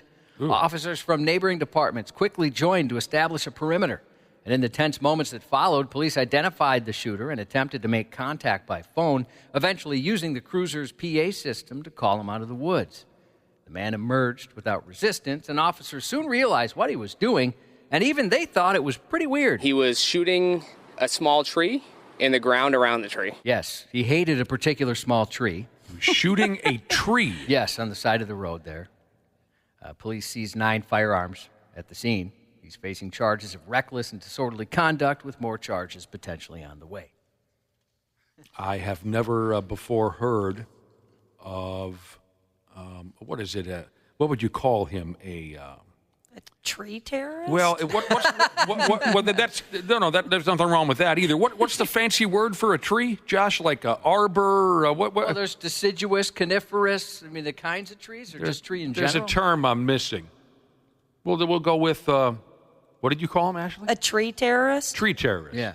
A tree assassin. He did not like that particular tree. A 22-year-old Jonesboro, Arkansas woman faces charges of residential burglary and third-degree battery after a heated dispute over holiday decorations. According to police, Shaylin Moore allegedly stormed into her neighbor's apartment Monday and attacked her following an argument about outdoor Christmas inflatables. The confrontation began after Moore reportedly asked her neighbor to prevent their dog from damaging her inflatables. However, the conversation escalated, ending with Moore forcing her way into the neighbor's apartment. The neighbor told police she was seated on her couch when Moore entered uninvited, jumped on her, and began striking her. In an attempt to protect its owner, the neighbor's dog intervened, leaving scratches on Moore's stupid face. That's kind of awesome. Police arrived at the scene where Moore reportedly admitted she did initiate the Christmas-based assault. I guess the dogs wanted to hump or destroy those inflatables. Of course they do. They're dogs. Those are scary. She wasn't having it. A half-naked 64-year-old man was arrested after attempting a home invasion in Florida over the weekend. The incident began about 2:40 a.m. Sunday when the man, dressed only in boxers, started knocking on the home's door. 3 residents, a woman and 2 men, were in the back porch when the man attempted to force his way inside. Despite a resident shouting at him to stop, he reportedly became more aggressive. The woman called 911 when the men grabbed firearms. The intruder picked up an object from the porch and smashed it through a window. As he attempted to climb through, one of the men fired 2 warning shots to scare him off. When deputies arrived, they had to subdue him as he resisted arrest, punching one deputy and then attempting to seize another's firearm. He was eventually arrested and taken to jail on 6 felony charges and 5 misdemeanors. So even when they shot at him, the guy was just not going to leave. Lucky he didn't get killed. Crack rocks. That's crack rocks right there. Earlier this month, Orlando police made an unexpected discovery: a suspicious person hiding in the attic of an apartment complex. November 2nd, officers responded to a call reporting a mysterious presence in a locked storage closet. Upon arrival, a maintenance worker informed them of strange noises coming from the attic above. Using a camera to investigate, they spotted some disturbed insulation, which they said suggested recent activity. Police called out, urging anyone in the attic to come down. After receiving no reply, they introduced irritants into the attic space. Soon after the introduction, a 25-year-old man was seen stirring, and a foot broke through the ceiling, hilariously. This time, when officers ordered him to exit, he complied and was taken into custody. Yeah, people are just looking for anywhere these days. There's the crawl space guy yesterday, attic guy today. An elusive and ruthless assassin matches wits with British intelligence and a tenacious agent on his tail in the new Peacock thriller, The Day of the Jackal, out today. And the series premiere of the 8-episode crime thriller Cross debuts on Prime Video today as well. The role of Detective Alex Cross, played by Morgan Freeman and Tyler Perry in the 3 Alex Cross movies, is now played by actor Aldous Hodge. In the series, the forensic psychologist faces not only a sadistic serial killer, but a threat from his past. Also on Prime, Thursday Night Football with the Eagles hosting the Commanders. Right now on the Luther Bloomington Kia text line, text SWERVE, S-W-E-R-V-E, SWERVE, to 651-989-9393. That's your chance at tickets to the 93X Rise of the Roach Tour, featuring Papa Roach and Rise Against, Sunday, April 13th at XL Energy Center. Tickets officially on sale tomorrow at 10 a.m., but you can win them right now for free. Prize courtesy of Live Nation. And again, that text word, SWERVE. Whose house? Swerve's house. Whose house? Swerve's house. Sorry, Josh. Go ahead. What's the reference? Is that a wrestling reference? Television wrestling. Of course. AEW, Swerve Strickland. I like the name. He's a cool dude. He's a nice guy. Jace is turning the big 09 today. Happy birthday from Dad, a.k.a. Zombiefoot Jesus, and all of us here at 93X. Zombie Jesus's Lil Man Ginger Fro Jesus is 9 today as well. Happy birthday to you, buddy. Happy 29th to Dan, a.k.a. Likes Tapping the Back Door Jesus. What the hell is going on around here? That's just what he likes. Not my thing, but that's his thing. And that's 93X News. Please welcome people's sexiest man alive, Mr. Randy Shaver. On the Half-Assed Morning Show. It was so simple, Met Center. It wasn't fancy. The word that comes to mind is lawless. It was lawless. Nobody checked for an ID at the damn concession stand. Beer drinking, hell raising. My brother once put a full bottle of Jack Daniels down the leg of his pants. Here's my brother, who's not 21 years old. He's swinging the bottle of Jack Daniels above his head during the national anthem. The 83-year-old security guard walks up to him and simply says, "You need to put that down." Never asked him for ID, never asked him for anything. You ever notice, Josh, some people can just tell a story? Hell yeah. I know one. Sitting across from one right now. For God's sake, it's our daily visit from old Randy Shaver. How are you, ass man? I'm good. How are you? Very good, thank you. Also, world-class entertainer C. Willi Myles just confidently strolled into the room. Confidently? Mm-hmm. Yes, I did. Mm-hmm. You have a swagger about you. I do got a little swag in me. Looking good as Thanks always. Thanks for coming back to see us, see Willie. And we have a special guest waiting on the telephone, the producer of an excellent documentary that airs for the first time tonight on Fox 9, right after tonight's Golden Gopher hockey game, a documentary on one of the saddest stories any Minnesotan could tell you, the story of the Minnesota North Stars. The documentary is called No Stars, When Minnesota Lost Pro Hockey, and I was lucky enough to be invited into the mix. The producer is Sean Skinner, and he joins us now. Good morning, Sean. Hey, guys. How you doing? We're doing well. Thanks again for asking me to get involved in that documentary. I got a sneak preview of it last night. It's wonderful.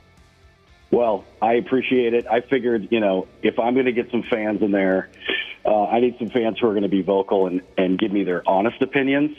Not everybody will do that. They kind of sugarcoat this topic sometimes, but it was a good time, and thank you again for doing it. Well, hell yeah, and anyone who listens to this show knows that we all tell passionate stories about those days at Met Center with the North Stars, and we could go through all the names and the great rivalries and this and that.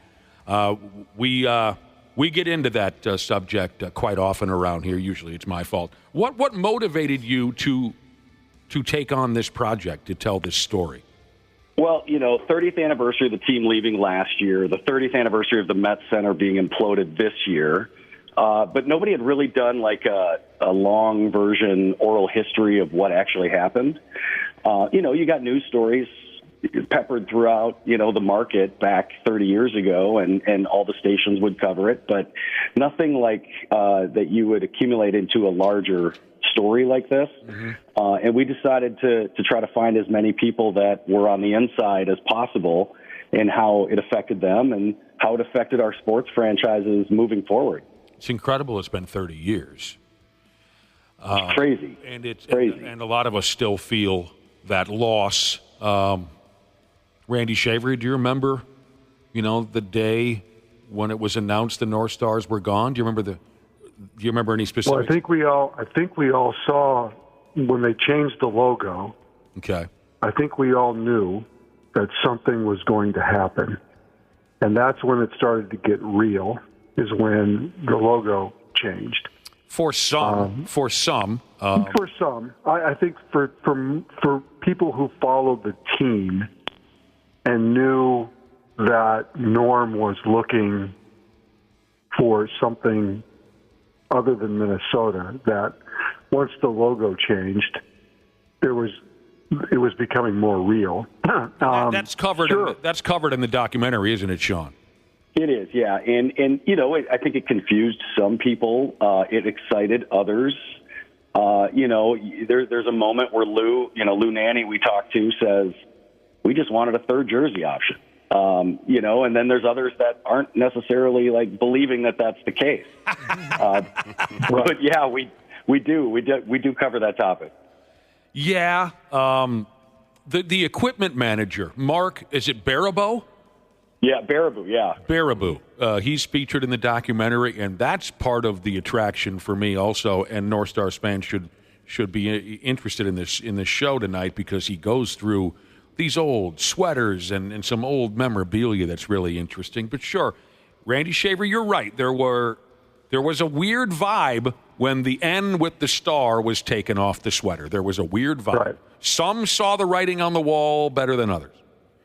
Well, there was certainly conversation that was happening, and it was a little bit more serious about what's Norm up to, what's happening. So, C Willi Myles, were you a North Star fan at all? No. Oh, you son of a bitch!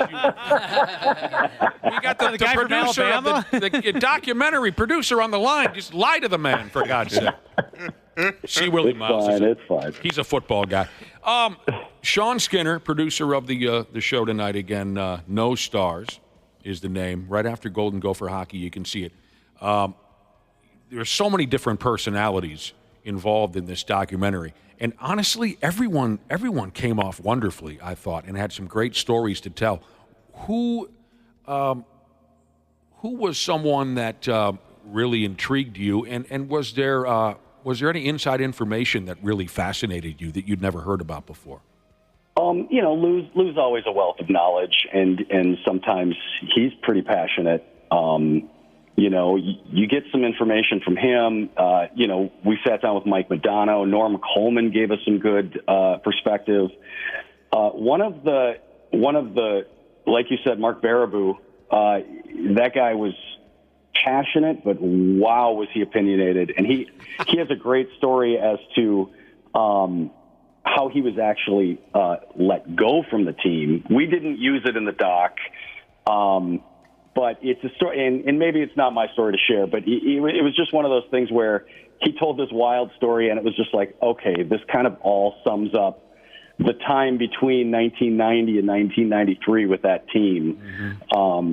But let me just say, Nick, real quick, my favorite person to sit down and talk to was Sue Nelson. Oh, yeah. And that's no disrespect to anybody else that was in the documentary. Sue Nelson was such a cheerleader for the team. She was the organist. She's the organist for the Twins now. Mm-hmm. She is such a sweetheart and was so emotional talking about, this topic and how much she just holds it so dear to her heart. Yeah, that's great. And she did come off wonderfully. And there's a portion of the documentary where she sits down in front of her organ and plays the old Go Stars Go song on her organ. I got chills up my spine. It brings me right back to sitting at Met Center and watching these games and being fired up by the old school organist. Every hockey rink has to have a damn organist playing Jump and Smoke on the Water and whatnot. I mean, I'm glad to hear that because she came off like a cool lady. So Norm Green is the villain in this documentary, Sean. He becomes that's for sure. Yeah, he's still alive, elderly somewhere. What do you know about Norm Green? So, as part of putting together a documentary, you want to capture all sides, and we did reach out to Norm Green, 91 years old, living in Calgary, Alberta. Has yet to step foot back in the state of Minnesota since leaving back in '93. So it's really interesting who he is and what he became after taking the team away. But that was one of the questions we asked everybody in the doc is what they think of Norm Green. Pretty much a unanimous answer, but we'll let the viewers decide, I think. Mm-hmm. There are listeners right now texting in about the old North Star days and about Norm Green, and many of them already have said he still sucks. That was the chant. Norm Green sucks. That was. Yeah. But you know what was so weird about it, Josh, and it's covered in the documentary, is we worshipped the bastard for a stretch of time there, too, because he came off like he was going to be the hero of this struggling organization. We stood in unison, sold-out crowd stood in unison and applauded the man and chanted Norm. We left the sucks out. We left the sucks part out. It was just Norm. I was one of those sheeple. I really believed that this guy was, and it didn't turn out that way. I was too, and don't feel bad. I mean, we were just kids, Nick. We didn't know any better. We were very young. We're getting texts. People want to know, Sean, Nick mentioned that it airs on Channel 9 after the Gopher game. Can you stream it somewhere? Yeah, so starting, I'll say later this afternoon, it'll be on our YouTube channel for Fox 9, also our Fox Local app, which lets you see all of the documentaries we put together over the last 2 years. Tonight, it's on immediately following the Gopher game, Fox 9 Plus. And then tomorrow night, there will be an encore on television at 11:30 p.m. on Fox 9. Okay. Yeah, we're talking with Sean Skinner. He produced the documentary you can see tonight, No Stars, right after Golden Gopher hockey, like Josh said. Wow, we're getting a lot of texts on Norm and getting a lot of texts on the old days. One of the more interesting parts of the documentary to me, Sean, was when it was discussed that, it was a terrible thing, awful, awful thing, watching that team leave, watching that building detonated, 30-some years ago. But in the documentary, it mentions that, out of that negative came some positive things where the XL Energy Center, U.S. Bank Stadium, Target Field, we sort of took on a mindset around here of, we better not screw things up the way we did with the North Stars, and it kind of helped some things get done around here is the rough explanation behind that part of the documentary. Exactly. And Randy can attest to this, too. He covered it. I mean, there was really there wasn't much public funding assisting pro sports teams up until, Norm left and people were like, we can't let these things leave our market. We can't let these things leave our city. And I think the mindset changed, moving forward after that the fans of Minnesota and the decision makers above everybody aren't going to let it happen again. I mean, truly, we wouldn't have probably a Target Field or a U.S. Bank Stadium. Yeah, the Dome was here, but it needed renovations. It was on its last leg. Those are things that, we just have to, kind of understand that this is the cause and effect, right? This entity leaves, causes us all to be emotional and have, feelings, and now we're not going to let that happen again. And sure, I'll throw some of my tax dollars towards a new stadium as long as the entertainment value stays and the value to the market is still there. In a way, we kind of learned our lesson, so to speak. I would say that one of the things that came out of that is that there was still resistance about new stadiums, but the business community of the Twin Cities, Minnesota, stepped up in big ways. Harvey McKay comes to mind with the Twins, the Pohlads buying the Twins, the Wilfs buying the Vikings, Glenn Taylor buying the Timberwolves. The ownership was willing to be more proactive in creating better fan opportunities than what we had seen previous. I don't disagree with Sean that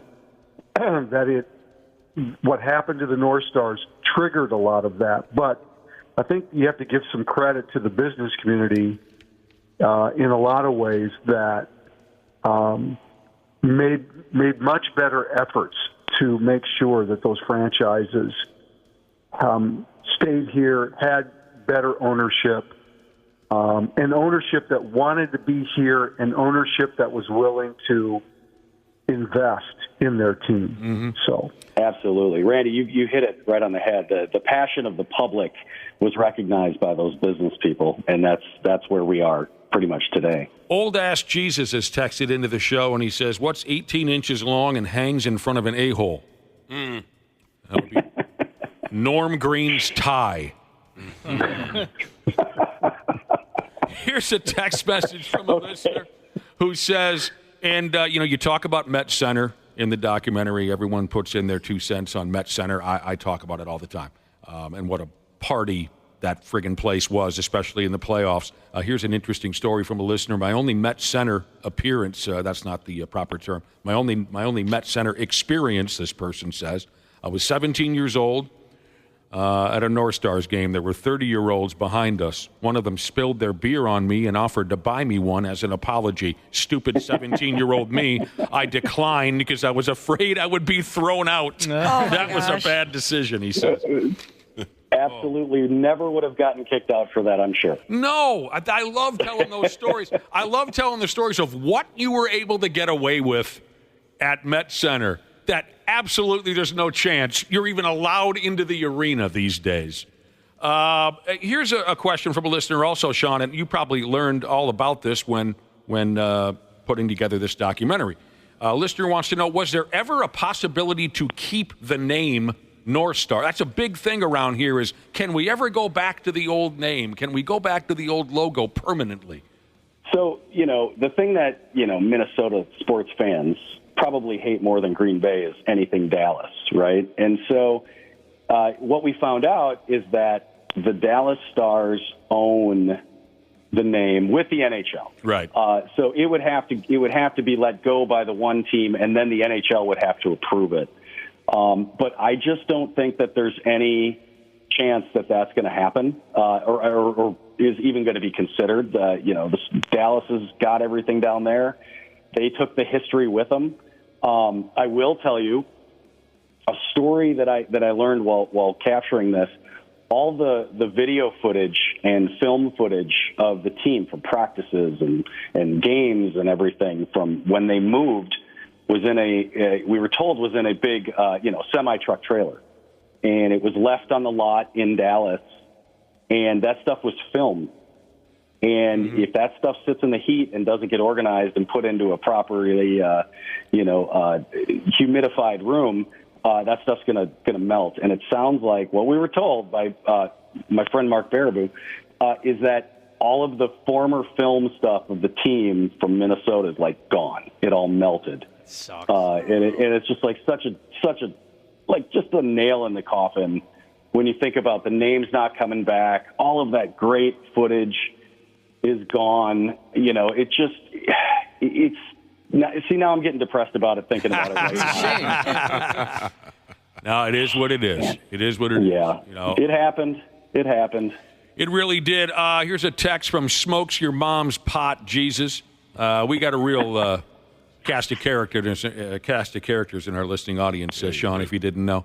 He says his parents still have video, no audio, of me playing hockey between the first and second periods of an old North Stars game. I got to meet Mike Modano. I was so pumped at the time. We love the stories. Oh, that's great. Mm-hmm. That's so awesome. And since we started kind of like promoting the fact that we're doing this, people have been coming out of the woodwork, showing us their man caves that are just covered in the old chairs from the Met, with posters and ticket stubs and just the old memorabilia. And it looks like some people got some stuff they ripped right off the walls from the Met, which I can't really blame them. I mean, if that stuff was getting thrown into a dumpster, like, save it. Mm-hmm.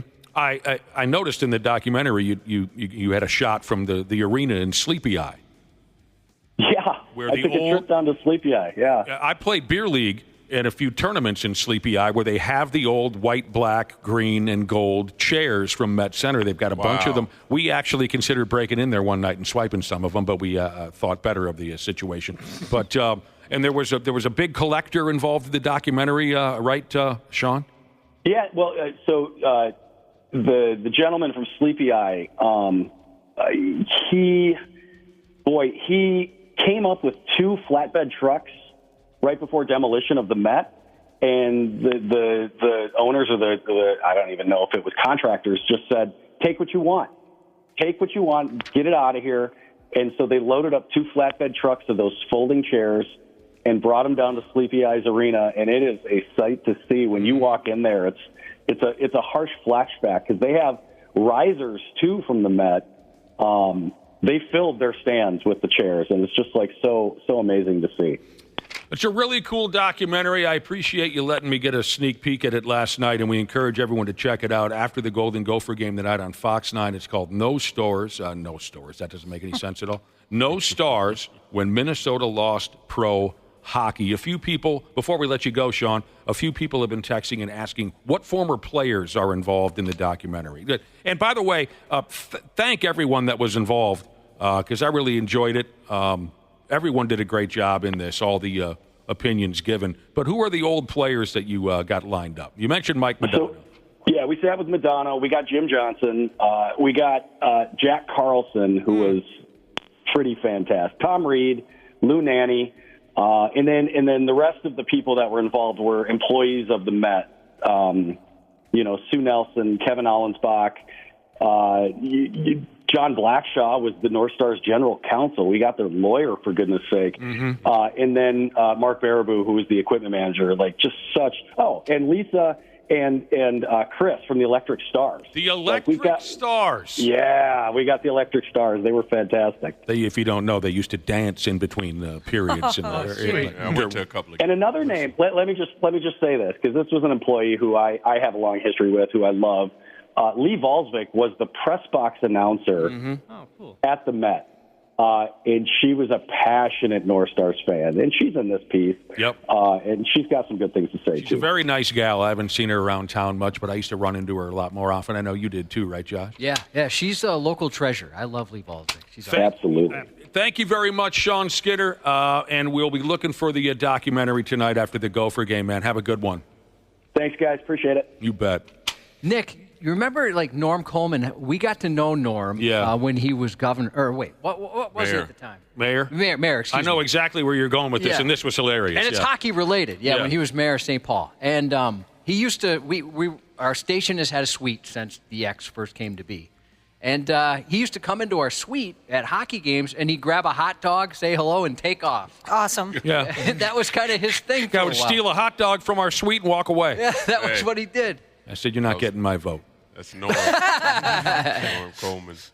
You're not going to be stealing wieners out of our suite and still have my support. It's a great show. I hope everyone enjoys it. A couple folks texted in and said, am I going to tell my sweatpants boner story in the documentary? No. That didn't come up. Dang it. I know Sean has stuff to do, but I'm curious about his background. Obviously, he's a local guy. And does he work for Channel 9? Is that kind of his... I think he's a former news photographer, because I believe he worked at CARE for a little bit, too. He did, Randy Shaver. I think he's the executive producer over at Fox 9. You know, Yeah, now I feel like a jackwagon. I never asked him, but yes. But I think he started in this business in the Twin Cities as a news photographer. He said he used to eyeball you way back in the late '90s. He had a brief stint working for you folks at Care 11. Yeah, he worked at Care for a little bit. I don't tell the sweatpants boner story in the documentary. Not going to bring that one up. Saving that for the next one. It seemed like, so I had mentioned before, Channel 9, they posted a whole bunch of clips a few days ago from the documentary. And just the parts I saw, like 4 or 5 minute clips each were really cool. I mean, I learned a lot of stuff I didn't know.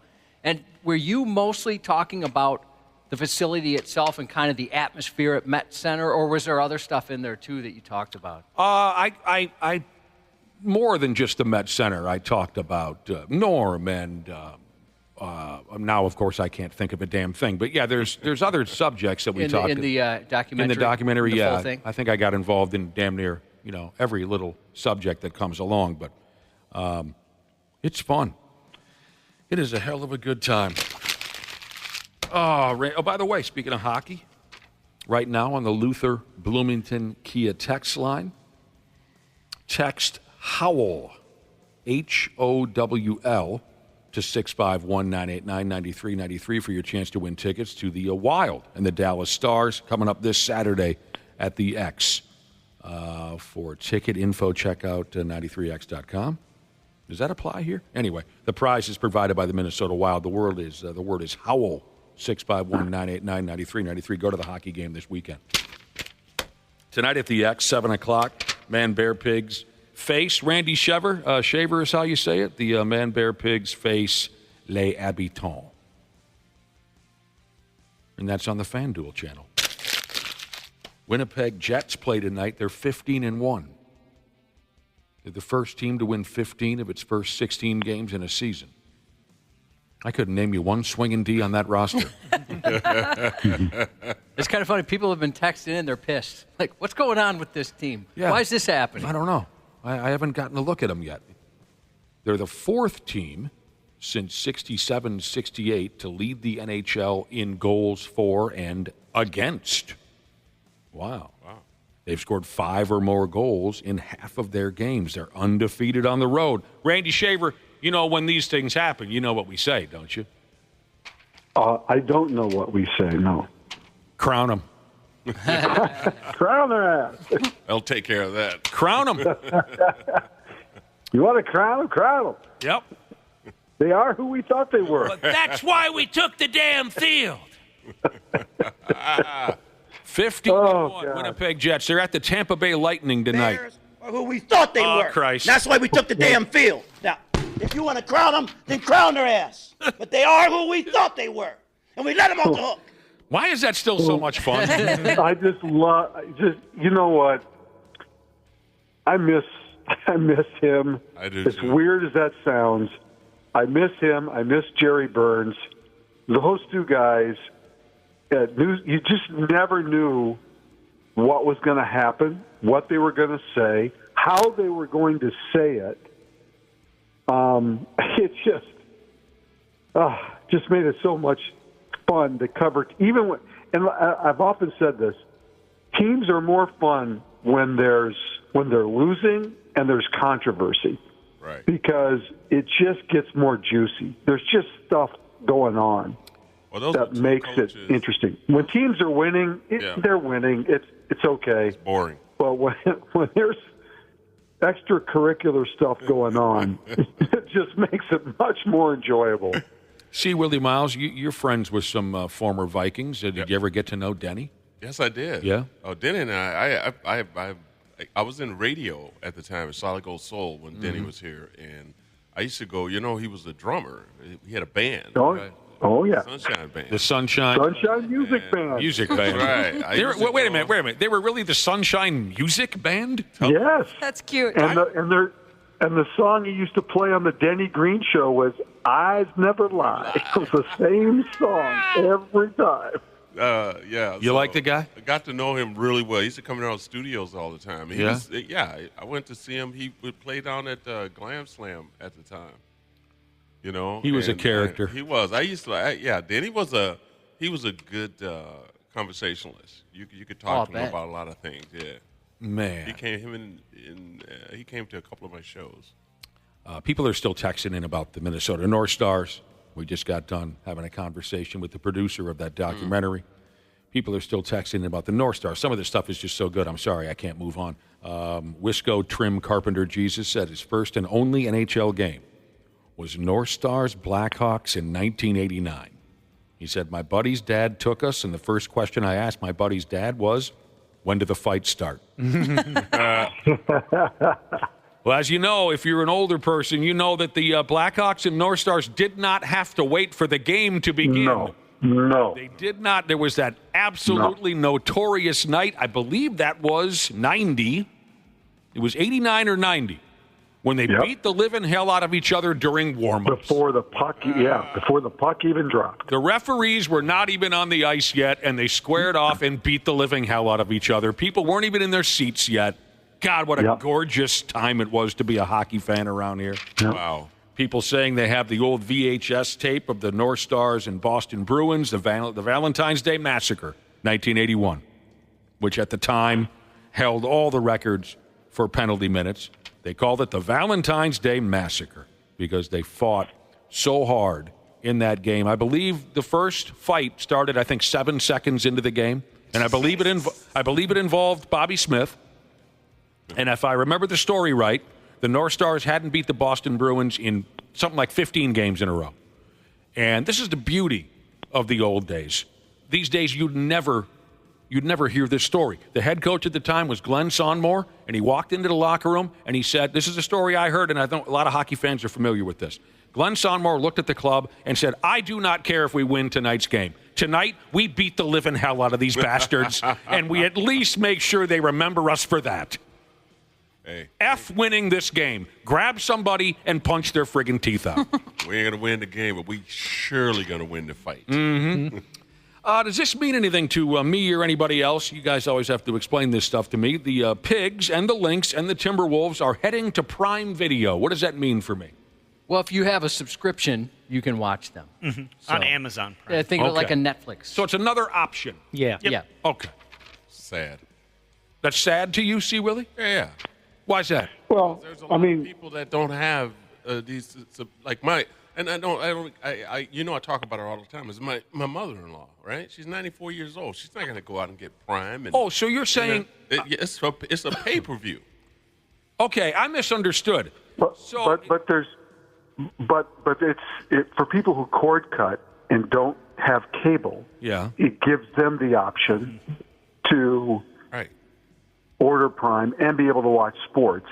I mean, I think that's why you're seeing all these teams desperately try to find ways to get onto streaming because, the old way of just ordering cable that's going away. And okay, so I misunderstood. I think it's an add-on, by the way. So if you have like your regular Prime Video, like I have a subscription. Right. So if I wanted to watch the games, I would have to buy a elevated tier. Does that make sense? But you would have that option without having to buy cable and get FanDuel Network or whatever it is. All right, I'm totally lost, but that's okay. I'll ask my wife. She knows these things. That's just never. The Twins were on Apple TV, and my mother-in-law was asking me well, how do I watch the game? I mean, that's her thing. I mean, she's a big Twins fan. Yeah. When they come on Apple TV, she cannot watch it. I go up there and download my Apple onto her TV, okay. To give her my password and boom, I'll watch it there and just, I don't know. Well, I think, C. Willi, the Twins will be part of MLB is taking over Twins broadcast. And so what that looks like next year, I think is still up in the air as to how people can get that. Right. And streaming is going to be a part of it. I mean, there's just no other way around it for the Twins. That, they're not coming back to FanDuel. It's just not going to happen. So, and there's people at least it doesn't look that way. There's people checking in from out of state saying it helps them watch it. If they're because it's I think it should be both. Yeah, it should be both. It should be both. Don't punish people who don't have it just to help the people who has it. You know what I mean? Well, I think it is both. I think you can get it. I don't think FanDuel is going away for the Wolves and Wild and the Lynx. I think it's just another way to get those games. Okay, that's the case. That's what I'm lost on. So I think that it's not replacing. It's not one or the other. No, I think it's just another way to get the game. Okay, we'll have to take your word for that, Randy Shaver. We will. Otherwise, FanDuel would go out of business. They'd have no games. Yeah, that's true. So, I mean, I think it's just another way. It's another revenue stream. Exactly. For these teams. It's greed, man. Yes. Randy Shaver, that double whammy in Portland, Oregon didn't turn out well at all for my beloved Timberwolves. Not a good night for basketball for Twin Cities fans last night, for sure. Between the Gophers and the way the Wolves played, especially last night in the fourth quarter, it's baffling to me how this team is just right now. They're just mediocre. Average. Is it just me, or does Julius Randle look like the next coming of who was the guy that played for the Wolves where the ball went to him and it never came back out? Michael Beasley. Michael Beasley. Is this just me? Nope. Because I've watched the games now, both nights, and I like Julius Randle. I do too. But it just seems like every time the ball goes to him, it doesn't come back out. I don't think he's. Nick, what do you think? Well, I'm not ready to call him Michael Beasley just yet. But you're right. You're right. Though, right. He dribbles himself into trouble more often than he should. But you're right. Always looking for his shot. It's not like the. Okay. Yep. Sometimes that's okay with me because Julius Randle, as everyone knows, can be an absolute animal underneath the basket. Sure. There are struggles there in that department. I'm not going to deny. I just don't know Dante DiVincenzo, the other part of that trade, Dante DiVincenzo is just in a terrible slump right now. Last night, just awful. He went 1 for 10, I believe, 0 for 6 from the three-point line, and that's why correct. that guy is here, is to And I think he's had back-to-back 2-point nights against Portland. Really if I'm bad. not mistaken. It wasn't so much the turnover problems last night. Is it just me though? What are they? Two of those questions now. Is it just me? Let's play. Yes. But you know what I mean. What do they run on offense? I don't. I mean, when I watch Golden State, I see them move the ball like crazy. Right. They're just always in motion. Mm-hmm. It's just the Wolves. Just when they're bad like this, yes, their offense is stagnant. Yes. Yep. They stand around. It's one-on-one basketball. Yep. And again last night, even though the Wolves bench played better, and Portland's bench didn't dominate like they did the night before, it's just it's frustrating. I'll say frustrating this. To watch. Sometimes they really move the ball well. Sometimes they get into that stagnant mode. But more than anything last night, it was just horrible shooting. They tried 39 three-point baskets last night. 7 of them went in. Sad. It was that was what Portland was doing prior to the night before against the Wolves. The second quarter of last night's game may have been the worst shooting display I've seen from two teams in a basketball game in my Well, sure. And the Wolves only scored 15. I mean, it was terrible. It's crazy. And let me just say one thing. It's not working right now, Randy. Nope. It's really the first time I've watched Portland from start to finish twice. They're going to be a good basketball team. Yeah. They've got some kids. That Shaden Sharp last night, he's a really good player. They'll get there. And Donovan Clingan had 8 blocks last night against the Wolves.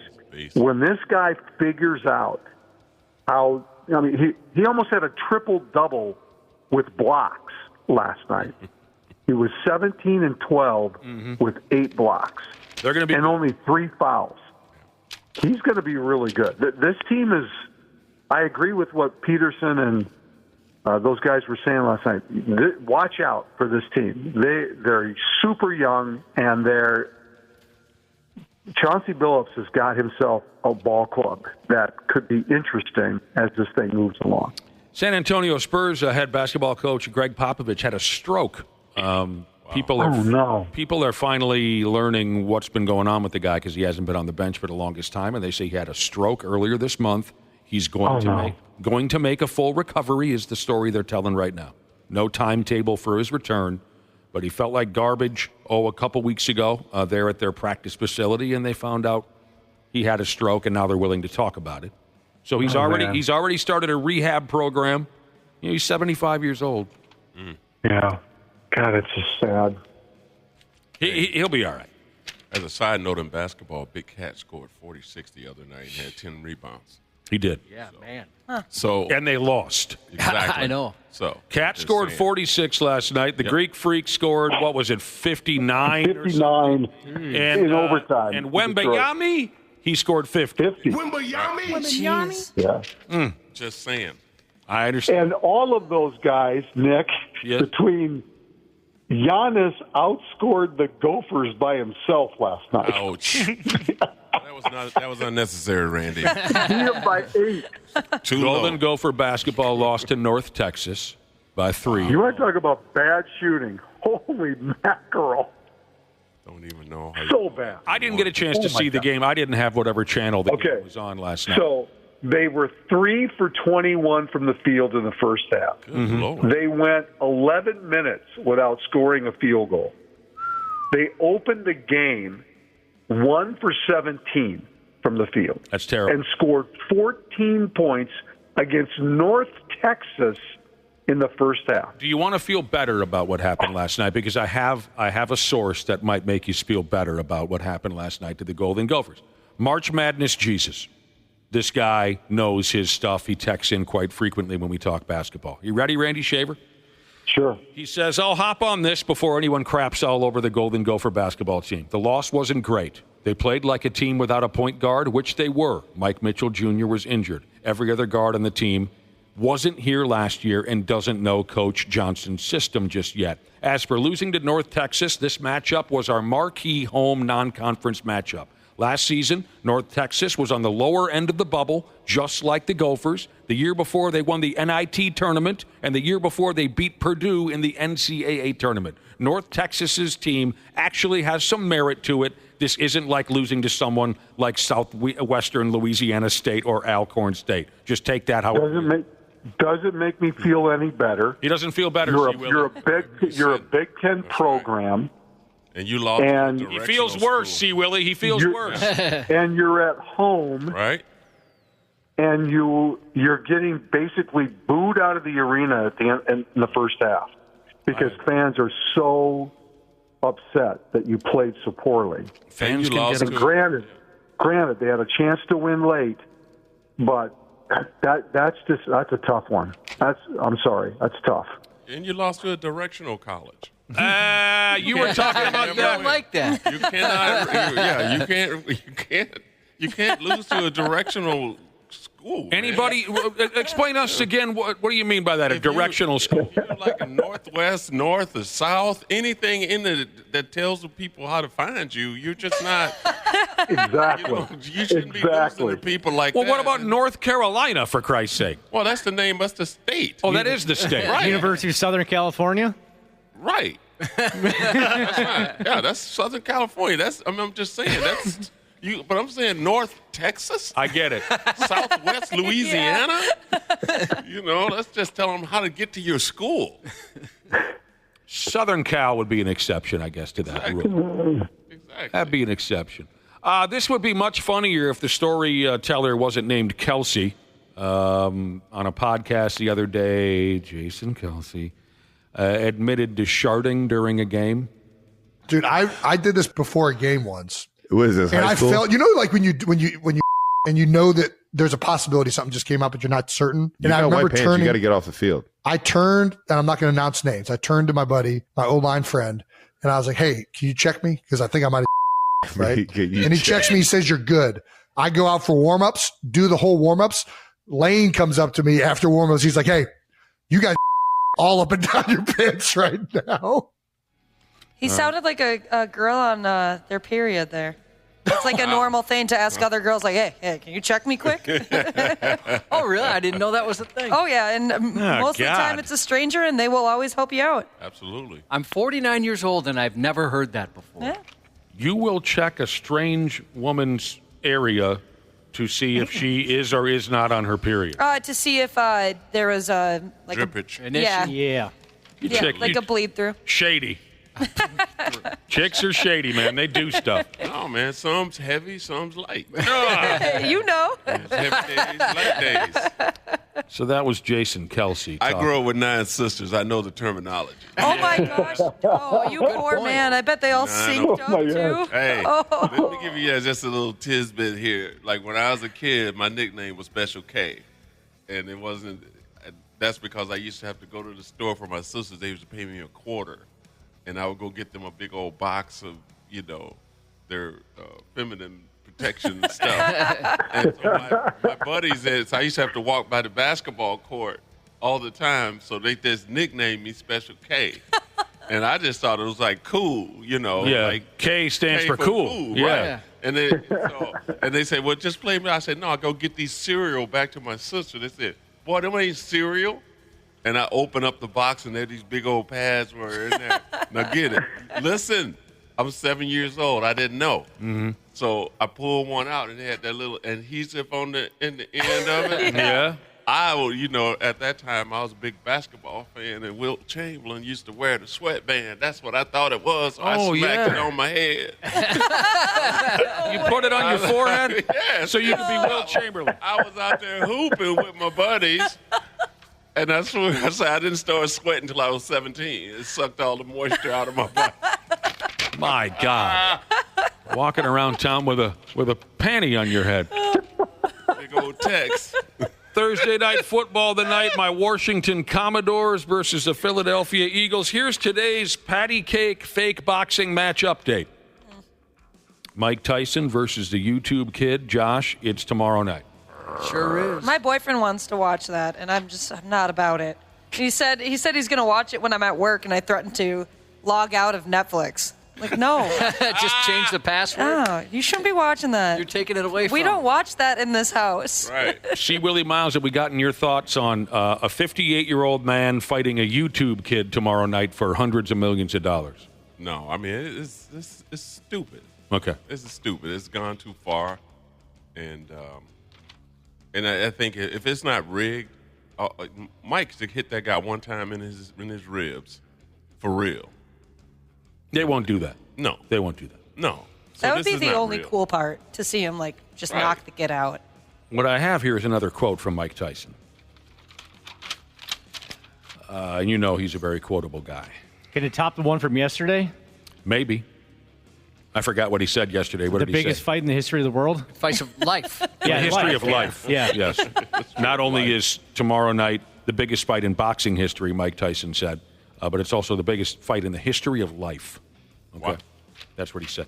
I don't know. You tell me if this tops that. He recently had a conversation with Rosie Perez. Hello. That was probably epic. Pardon me? I said that was probably epic. Oh, Yeah. I'd imagine. Rosie Perez. I'll never forget what she looked like in White Men Can't Jump. Okay, so Mike Tyson had a conversation with Rosie Perez, and he said, there's no way I should be here talking to you right now. All my friends are dead. They OD'd. They had AIDS.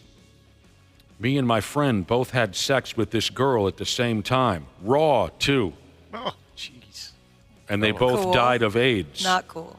I didn't catch AIDS, he said. Oh, That would be a miracle. lucky. So you tell me, does that top his comment from yesterday or not? That I don't know. creeps me out quite a bit more. They're Kind of different directions. Yeah, they're on the same level for me. I should be dead of AIDS by now, he said. Good luck in the fight. That's like Fight an of life. interviewer or somebody who's talking to him. How do you pivot from that? I don't know. So, tell us about your training. Well, I did a lot of sit-ups and such. We started earlier on talking about Denny Green. We always have so much fun talking about the old coach. So I guess it's fitting that we wrap up with a couple of moments from sports, as Denny would say, history. A couple of things that happened today in the history. On this date in 1993, Don Shula won his 325th NFL game, and that earned him the record. He still holds the record with 347 coaching victories. Don Shula. Did he recruit you, C. Willi, at any point? Absolutely. No? Absolutely not. He did not. On this date in 1998, Randy Shaver, Dennis Rodman married Carmen Electra. And they lasted 5 months. Ashley, did you and your first husband beat 5 months? Yeah, we were together for 8. Josh. Like living together? Were you separated for any of that? I guess let me count. Like officially married? 8. Yep, 8 months. Really? Yep. All right. Yeah, we were officially married for like a little bit longer because there's a 3-month waiting period in Wisconsin in case you change your mind, I guess. So close. Dennis Rodman married Carmen Electra. 5 months. Even with the mandatory waiting period, it was less than a year of marriage. Yes. Yeah, actually, the day it was like official, where you sign the papers, they're like bang the gavel, like, all right, you're done. It was a couple days before what would have been our first year anniversary. It's like, this was planned, interestingly. Did you celebrate it any way? Like, Nick, didn't your buddy have a divorce party? Or a buddy of mine had a vasectomy party. I remember the zero count party. He called it a zero count party. I thought there was a divorce party. If there in there was, somewhere. that sounds familiar, but I don't remember. I was gifted a balloon and a card. That was pretty nice. Wow. At your divorce party? Just the day of. Like a congratulations balloon. And the day it became, as you would say, official. Yes. Yes. Official. You were married for what, 2 years, Nick? Yes. 2 years. Your first marriage? First marriage. 2 years. Wow. Yeah. It was a beautiful thing. Have you passed that yet with your second one? No. No. We just passed over a year. Oh, okay. We're not going to make it. You guys are going to make it. You'll make it. I think it's the writing's on the wall. You know, your last one was great, but this one especially, you can't let her go. You like this one? Yeah, I like her. She calls people whores. Dude, I like she's her. one of the funniest people I've ever met. She thinks she's funny. Oh, she is funny. That's hilarious. She's so good for you. We're not going to make it. We might have. I don't see it. I think things are going to change when we adopt. All right. You know, you were talking about it. Once we start parenting, I think things are going to change. You have a disagreement, right? I mean, didn't you want to adopt like a 23-year-old co-ed? And she was thinking, no. Far younger. A troubled college girl. Yeah, that's what you wanted. She's That's like, what no. I said. We need to save these troubled, fit college girls. Yeah. With daddy issues. Yes. No. It's a different thing. Daddy issues. You will now call me daddy. That's right. I bet you've said that before. Oh, man. Oh, my God. Randy Shaver, tomorrow's Friday. Yes. And I'm not trying to get you to, fall down and start touching yourself. Okay? It'll take a lot to do that, but go ahead. But I think we might have a who dis lined up for you. Oh. For you and Brad Ryder. Now, things fall apart quite frequently around here. Sure. But I think we're headed in that direction tomorrow. And you and Brad Ryder can have some fun with that. Will you cheer up for Christ's sake and join us tomorrow? Sounds good. Yes. You dirty bastard. Thanks, Randy. See ya. We'll be back With more from C Willi Myles when we come back. There's a douchiness to them. The 93X Half-Assed Morning Show. It is that time of the year at Standard Heating and Air Conditioning. Winter's arrived, and with the holidays around the corner, it's the perfect time for Standard Heating's Black Friday Comfort Countdown specials. And right now is the time to become a Smart Club member and get your furnace in top shape before winter comes. Schedule your tune-up, boost your indoor air quality, or grab huge deals on a new system. Do not wait. Visit standardheating.com today. Comfort you deserve since 1930. This episode is brought to you by Progressive Insurance. Do you ever think about switching insurance companies to see if you could save some cash?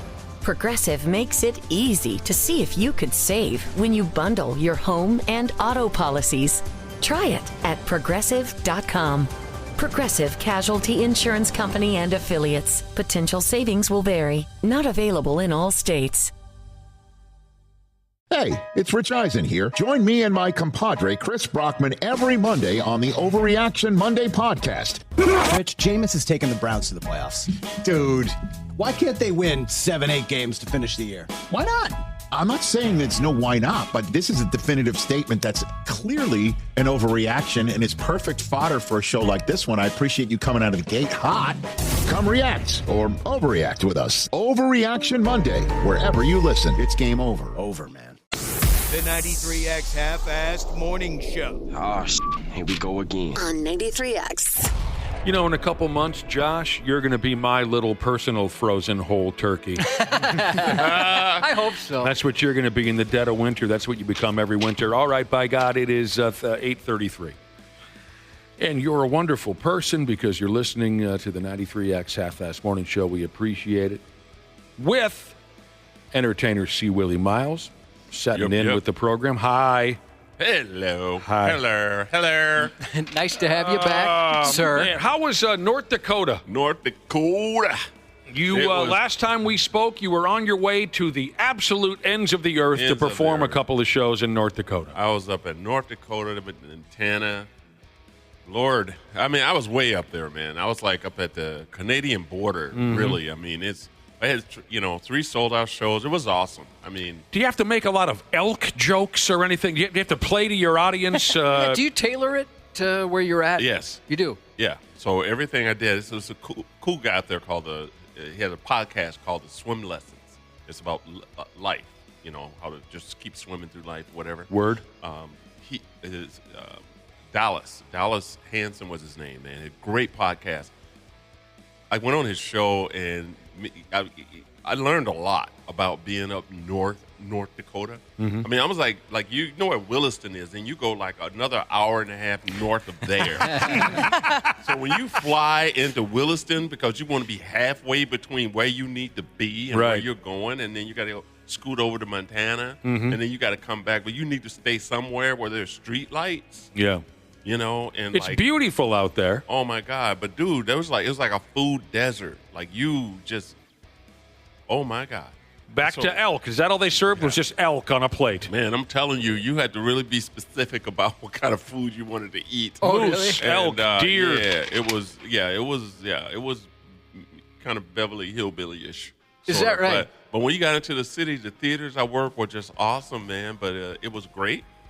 And I had a really good time, but man, I was. And when you're talking about elk, I saw my first moose. Oh, cool! I saw a moose just coming across. You know how you looking at something, you go, man, why is that bull just running by himself? I thought it was a cow. Yeah, they're huge. And as I got close, I'm like, that is a moose with a full rack. Mm-hmm. Oh, I bet that was really cool to see, though. It was scary because he was like, it's almost like he looked at me and like, bruh, I will tear that little rental car up. He'll stomp your guts out for you. Because I stayed overnight up in somewhere where I was at, and I want to say Crosby, North Dakota. I stayed overnight because I was going to drive back to Williston because I was flying out the next day. That was my last show. And they said, don't do it. It's open hunting. And the deer are running. Yep. Oh, and I'm like, I should be able to see them. I can see Kansas. This is flat up here. There's no woods. There's no trees like they're going to turn out. And the girl go, that is true. But he said that grass over in the field's a lot higher than you think it is. Mm-hmm. And sure enough, I'm driving back that morning. So I got up at dusk to head back because my flight took off at noon. And sure enough, I bet you I saw 50. Wow. Crawling. Dude, deer. Cow, and then I saw that like moose. not in the back of pickup trucks. You're talking about just running around. No, they were running around, man. It's like I didn't even know they had deer in North Dakota. I'm like, where do they hang out? There's no trees. There's no brooks. They just try to stay low. Stay low. They army crawl. I lived North Dakota adjacent for a while when I went to college in Moorhead, and I loved North Dakota.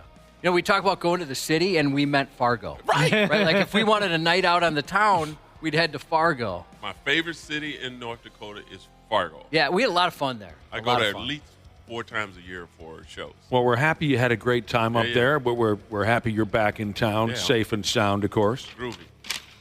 C Willi, sitting in with us this morning. So this is something I understand there was a conversation off there, and I missed it. Josh and I both have a crush on the Lumi lady. We play her ads on the program, right? Yeah. What don't we, Josh? We have a crush on this lady. What is this voodoo-like hold that she has over us? Can you explain it? The Lumi lady, she advertises the all over your body deodorant. Yes, and you know what? I couldn't verbalize it, but C Willi did perfectly. She speaks so confidently about like putting under boob deodorant and butt deodorant on that it's so appealing and normal. Yeah, it's so sexy. I don't know what it is, but she has a hold over the two of us. I am in love with this lady. It's the confidence thing, isn't it? Yeah, confidence is sexy. It's got to be it because my wife has a bucket list that we need bigger and bigger buckets every year. Yeah. And I maybe that's a hall pass, right? We no longer haul. That's why I should have said it. No longer haul. I've never really had one. Until now. And now it's the Lumi lady.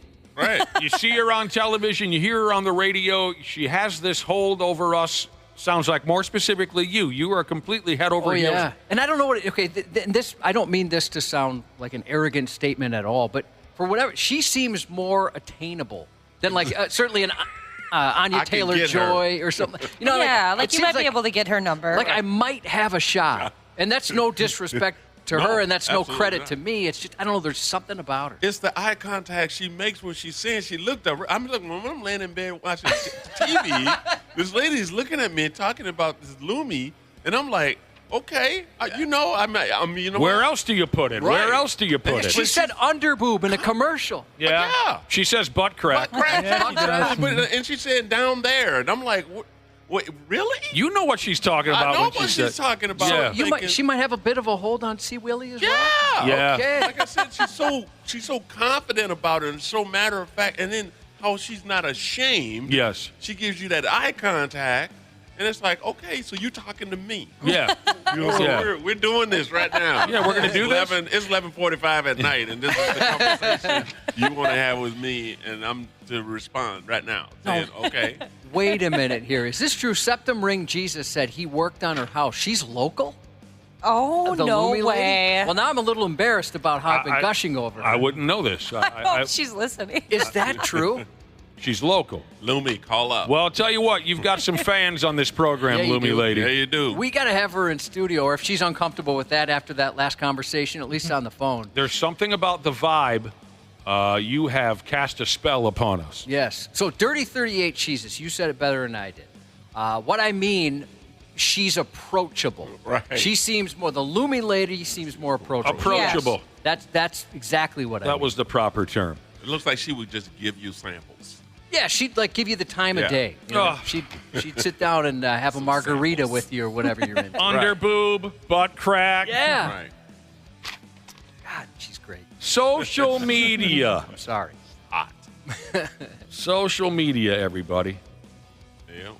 They will they'll chew you up and spit you out and leave you for dead on social media as soon as they'll look at you. But there was a conversation up on social media a day or two ago. What's something odd you find attractive? Now, I don't know if what we've been discussing about the Lumi lady would be determined or defined as odd, but she's got us. Yeah, she does. The confidence, the this and that. I don't know if you would define that as odd. Most likely not. Well, she's talking about how to keep your body parts from smelling bad. And that, there you go. If somebody said that's the topic, you might not think, well, I'm going to find that attractive. That's exactly but the best. she has something about That's the best way to put it. So in the end, if you factor all that in, it is kind of odd. Yep. What is something odd you find attractive? You want to hear some of these answers from those heartless, soulless bastards on social media? A lot of it was more wholesome than you might expect. Something odd you find attractive. Listen to a couple of these. Jesus, who is this, Napoleon Dynamite? Listen to this. Something odd you find attractive. When men or women build fires and stuff. Oh, yeah, that's pretty hot. Is it really? Yeah. Pardon the pun, of course. Definitely. When someone builds a fire, they say here, it triggers something primal in their brain. Mm-hmm. This person can help me survive, is what one individual said. When someone builds a fire, I guess I'll have to pay closer attention next time I'm up north and Big Al starts the campfire. Maybe the two of us fold each other in half like it's prom night. How about this? Math skills. Again, it kind of sounds like Napoleon Dynamite, doesn't it? Math skills. Yeah. I've been around too many women doing long division lately, so I can't really tell you. That's attractive when somebody's like naturally good at something like that, at math or science. Yeah, any intelligence really is attractive. Don't you think? Really? Okay. Honestly, I would say everything except for people that will like correct your grammar or like the way you speak. That irks the heck out of me. Well, I do that a lot to you, and no wonder we haven't gone on a date yet. Yours is different though. When someone corrects your grammar. Yeah. You're right, because I had an aunt who did that all the time, and I never found her attractive. I had an aunt who would just hover over us and correct. Right. When we were little kids, she'd hover, when you'd say something like, I ain't got no candy or whatever, she'd say, no, you don't have any. And I just wanted to grab her and say, I know, I'm a kid, let it go. I'll tell you I'm what. not there yet. Right.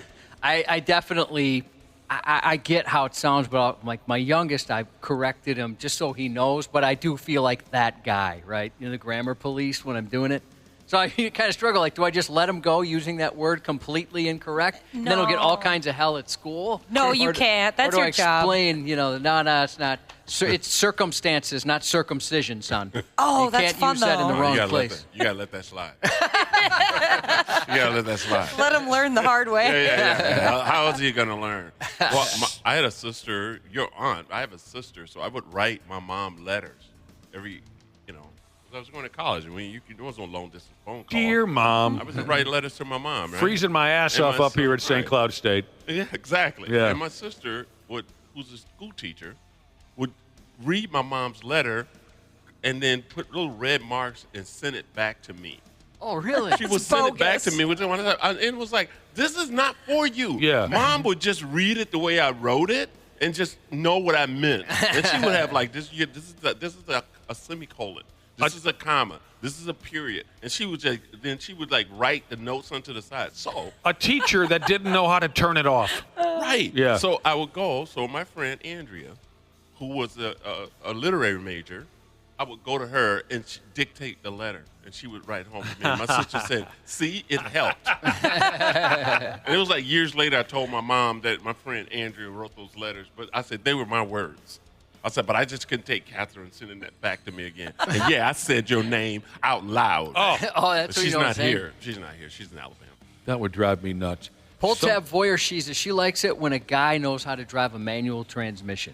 Yep. That turns her I'm on. out. Yep. That's what I learned on. Who just tapped out? Same here, Josh. I did. Yeah, Dana. you It's can't a drive lost, a manual. It's a lost skill. I always enjoyed it. Me too. I love it. Much fun. And I had It's a lot I had funner. no idea that I was dragging in chicks. You know? Yeah, that's hot. I had Tough no to idea. get one nowadays. Even on cars, you might expect You it. got to order it. Half-assed morning show. Come out to play on 93X. Man, are we ready to get the hell out of here? We got to fill about 9 more minutes, and I think we can get her done. Everybody's different, which is a beautiful thing. Isn't it, Josh? Yeah, I like that about folks. Everybody's Learning different. about people. Some of us Might find... learn something. Right. We're going to learn something. We will. Learn things. Everybody's different. Some of us find odd things very attractive. Hell, Dana has a friggin' fiance. That should be example number 1. And you know what's weird? She's completely normal. And She is. What? Well, Yeah. And a she's pleasure really to be cool. around. I Yeah. don't She's a really, really cool lady. I thought of 2 that I have that people have called weird. The number 1 would be I like calves. Like, they don't even have to be, like, straw calves on a guy. Oh, I I'm just sorry. like being I able thought to you like said- if they have I them. thought you said cats. Yeah, calves, like the animal. You're talking about calves. Yes. Okay. I don't know. baby I cows. Just, yeah, baby cows. I don't know. It's just something about them. They're sexy. And then the other one is I like when a man kind of like eats aggressively or kind of like sloppy. no, not like they got that. a big burger and they just Not go that for again. it. You know what? Something about it. Gross. Animalistic. Yeah. Mouse and Cheese's Jesus finds it oddly hot if a woman's not afraid of chowing the F down, he said. I like that too. I hate it. I love it. I hate sloppy eaters. I don't care if you're a man, a woman, dog, cat, monkey. I hate sloppy eaters. Yep. You are not a kid anymore. Eat like an adult. Not necessarily sloppy, but just when they're like a big eater. Like one of the smallest, most petite girls I ever dated was the biggest eater I'd ever met. Oh, God, it just makes my stomach turn. You know her, Nick. Remember she had the Wookiee arms? She did. Yeah. Well, maybe that's why she had such hairy arms. It could be, yeah. She just was She she was a putting on carnivore. weight. It was just feeding her hair. Is that the right word? Carnivore? She was an omnivore. She did Omnivore? anything. Listeners texting in on the odd things they find attractive about other people, all right? One listener says, I like the crazy women. You're probably not alone. Yeah, I think we all went through at least a phase of that at some point. You know, I never did. I understand the appeal, right? I know what you're assuming about that person. But yeah, I never went through that. I don't think I can handle the drama. You did? I did, and I was warned. Yeah, that's the thing. But you know, sometimes you be like, she just haven't met the right guy. Yeah, you don't know her like I do. Well, yeah, and I found out I was not the right guy. You couldn't tame her. I felt like I was, but because. Did you get the "I told you so"s from friends that maybe knew her too? Like that, hey, we tried to warn you, man. Without a doubt. No, I went to them and told them, like, hey, before you even hear this from anybody else, you were right. You were right. I'm talking butt naked crazy. I mean, I definitely learned, like, as the relationship progressed, that this person's a little more odd than I had thought. But yeah, I've never gone into it or been attracted to that particular quality. Right. I have experienced true horror. I have. I believe you. But this individual says, I like the crazy women. I like to try to fix them. Yes. Yeah. Yes. I will fix you. I wasn't trying to fix her. No. I was trying to give her a chance to prove to me that she wasn't crazy. You can't fix crazy no more than you can fix stupid. That's true. You're exactly I'm right. learning that more and more the older I get. That was something I always had to tell my old man. He would try to figure these people out. Why, different people in our lives who were mental. My dad would always say, well, why would a guy do that? Why would she say that? And I always had to tell him, there's no point in trying to figure out crazy. There's just no point to it, or stupid. I love this. Some of these are really original, something odd you find attractive. And this one I just thought was really interesting. I find it really attractive to see a woman driving a commercial vehicle. Yeah, I can understand that. Yeah. I like that one. I don't think I've ever heard that one before. Me either. Well, mine is not odd, but I love a woman in a baseball hat. Yeah. Oh, I like that too. And you know what I mean? My wife With really hairy arms. No. Oh, yeah? No, that's okay. not part of No. it. That's not part of my fantasy. So, because I tell my wife, like, she used to never wear a baseball hat. She has probably 15 different hats, and she loves to wear them now. But I always say when we should go for a walk or whatever, I'm like, instead of keep putting your hair doing that, just get a hat. Yeah. Put a hat on. Now she has a hat, and she loves wearing hats. She goes out. I said, when you go out to do your planting and whatever, just put a hat on to cover your face.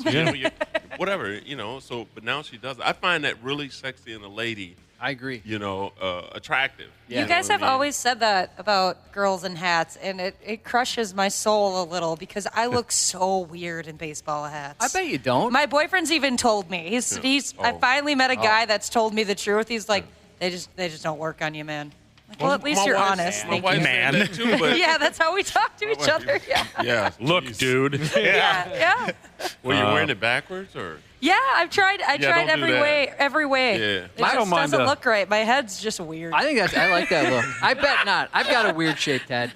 My wife likes it when I grow a beard because she hates my face. I don't think she likes my face at all. Dude, you look good with a beard, though. You really do. That's nice of you to say, but yeah, she can't stand my face. All right, let's roll through everything that the 8th graders and the dorks said on social media about something odd you find attractive. Here we go. We talked about some folks like to watch a man or a woman build a fire. It's very primal.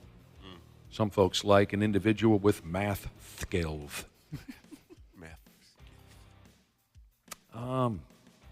When someone remembers tiny details about me, like my coffee order or my irrational fear of pigeons. I want to know more about the pigeons. So 5 years go by, and they walk up and say, Aren't you the one who was afraid of pigeons? They find that attractive. They remembered something and odd. Would you think that was weird, Ashley? No, I find that really attractive. You would as well? Yeah. Okay, it wouldn't creep you out at all? Mm-mm. People who read books in their free time. Oh, I like that. It goes back to, maybe the... Oh, you disagree? Was that flatulent noise from your mouth to disagree? I like it. There's People who something there. read books in their free time. They're a scholar. People. Yeah, I don't like it because then they try to tell you about it and be like, I'm not interested. I totally do that That's not even the type too. of book that I want to read. Do you want to hear about this book I just read, C Willi? It's really good. People with good posture. Well, I've heard girls say that before. I have horrible posture. I have terrible posture. I've heard people say that before. Yeah. People with unique physical characteristics, like unusual noses, imperfect smiles, crooked teeth, freckles, bigger ears, birthmarks, visible veins, sexy tendons. Oh, visible veins. I got visible Yeah. veins. I got a huge nose and big ears. They only want one wapple. No, not all three. Dang it. Ashley, are you saying if there's more than one, then it's trouble? Those, Dang it. Those were commas. Dang. Right. It wasn't all one Not thing. all of them. Then you are a gargoyle. Ouch. Commas. Someone with quick wit mixed with dark humor. Yeah. Odd things that we find attractive about people. Collarbones are underrated, says one future serial killer. Yeah, that's an odd one. I've never heard that before. I like your bone structure. I'm sorry, what? Someone who gets really passionate about a niche topic. How do we say that, Josh? Yeah, you said it. I like that too. Yeah, when they're really passionate about something. Like Dana, you probably have a lot of those. I do. Yeah, people like that are interesting. Someone who gets really passionate about a niche topic like medieval shipbuilding techniques. Yeah. Okay, let's not get too niche. That's a little- Okay, that's kind of adorable. Or migrant. Or this is the other choice, like medieval shipbuilding techniques. My God, find me someplace to put my head on a pillow if someone's going to force me to listen to a story about medieval ship or migratory patterns of birds. I will make you unconscious if you talk about either of those things. I'll tell you, I go through some weird phases sometimes. I was just telling you guys not too long ago off air that for whatever reason I decided, do you know what I need? I need like a pirate ship in a bottle. And I want I don't know why. I was like kind of obsessed. I'm researching Why these do things. you want a pirate ship in a bottle? I'm past the phase now. Once I saw the price. I mean, because I'm like, I just one of those big pirate ships in a bottle. I could put it like on a table right in the On a entrance. table? That is the dumbest it's thing like I've a heard tchotchke then. all day long. The dumbest thing I've heard. Yeah, Thank you. really? Of everything? Well, that's pretty good. I'm for me. thankful. I'm grateful, thankful that you broke free of that. I mean, I was like legitimately obsessed, and I mean, those are crazy. Because when you had me over someday, I would have to break that on the floor of your home. Oh, that'd be so sad. You know what I even thought of doing? I saw they have one for an aquarium, so I'm like, oh, this would be cheaper. I'll just get one for an aquarium.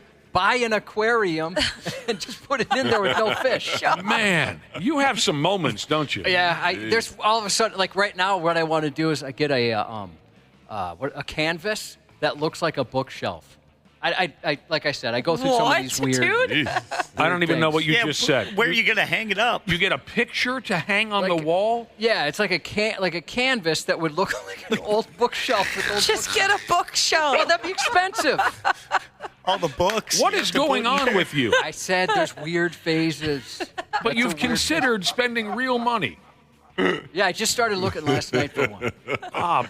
I'm so glad we're talking about this because that's absolutely fascinating. These are conscious delusions. Yeah, I know. Sometimes it drives my wife nuts. She's like, I can't keep up. But I never really pull the trigger on any of these things. I just all of a sudden decide this is what we don't really top things off. My God. I know what I'm getting you for Christmas. I really thought I knew everything about you. Well, I go through those phases sometimes. There's just a couple more here that, grab you as far as something odd that you find attractive about somebody. Someone's voice when they have a cold. Yeah. I mean, I guess people say that about Miley Cyrus, right? When I've never heard her her voice, Yes. and especially like when she's obviously going through something respiratory, they like that. Okay. Well, Even Josh's voice. Well, I sound like Michael J. Fox when I get a cold. That's kind of cool, though. Someone's voice when they have a cold. That's something I've never considered. Like Ashley's had one before. We got a lot of texts saying she should always have a cold. That remember was that? nice. That made me feel good about myself that day. Okay, now I think I understand. Okay, your voice deepens, it hardens a little bit. I guess I was just in my head I was just hearing the stuffy nose delivery. Right. Oh. But we're talking about when it gets down, I'm really sick. And okay, the last one that I found interesting. Asthma. What? No, what? Really? Asthma. Something odd you find attractive about somebody. Someone out there said asthma. Is it hot to not be able to breathe? I don't know. You'd have to ask them. Oh, that's kind of scary, actually. How you almost die and then bring yourself back. Yeah. That a is little disturbing. That's something. They request it while you're in bed together, too. Hey, take a hit of that. I'll give you asthma. What movie? Caddyshack. But no, that's really on the list of things that you find, odd things you find attractive about somebody. Asthma. You've mentioned a health condition for your perfect woman before that you're attracted to, so maybe you understand the asthma. I am attractive to women who have dangerous heart issues. but only if they have money and both of their parents are deceased. That's it's the a very specific. No kids. Yep, Josh, no kids. You're not the only. No kids, of course. You're not the only one who goes through, has weird thoughts, weird phases. Yeah. That is something that I'm drawn to. Yeah, I mean, yeah, right. Like you said, dead parents. Yes. Heart condition, and an incredible amount of money. No kids.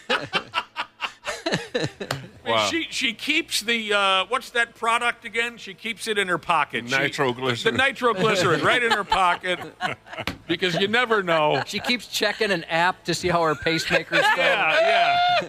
Yes. And we're on our way to the bank. Oh God. Okay. And her bank statement, it looks like a CVS receipt. It's so freaking long. It's a lot of zeros there. Cheese and rice. You know, sometimes it gets crazy around here. Sometimes, C Willi Myles. It gets crazy. You know what would make it better? Oh, Imagine, see these big canvases we have back here? What if that was a bookshelf? Yeah, it would be pretty cool. How cozy would it be in here? But wait a minute. Yeah. But it's not a real bookshelf. It's a picture of a bookshelf. I still don't know if I get You this. nailed it. It's a picture of a bookshelf. Yeah. On a canvas. Yeah. It's tasteful. Until somebody walks up and grabs a book and it's you break your finger. Imagine on our Zoom meetings. How fancy would that be in our Zoom meetings? I don't even know how to react to something like that. Someone said that A.J. Hawk has one in the back of his Pat McAfee podcast. Oh, does he really? Yeah. Well, that ruined the conversation. Yeah. I'll have to check it out. Well, Did anybody know him?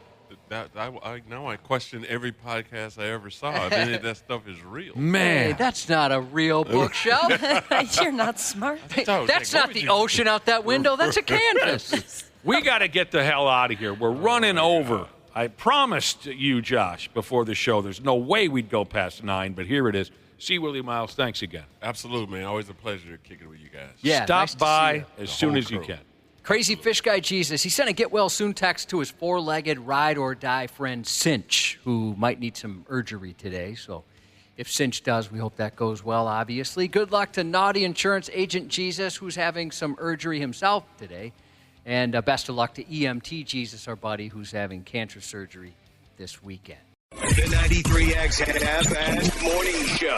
93 The 93X Half-Ass Morning Show podcast is sponsored by Standard Heating and Air Conditioning. New episodes drop each weekday. If your podcast platform has ratings, go ahead and give us 5 stars and maybe give our enemies 1. Thanks, and here's a word from our sponsor.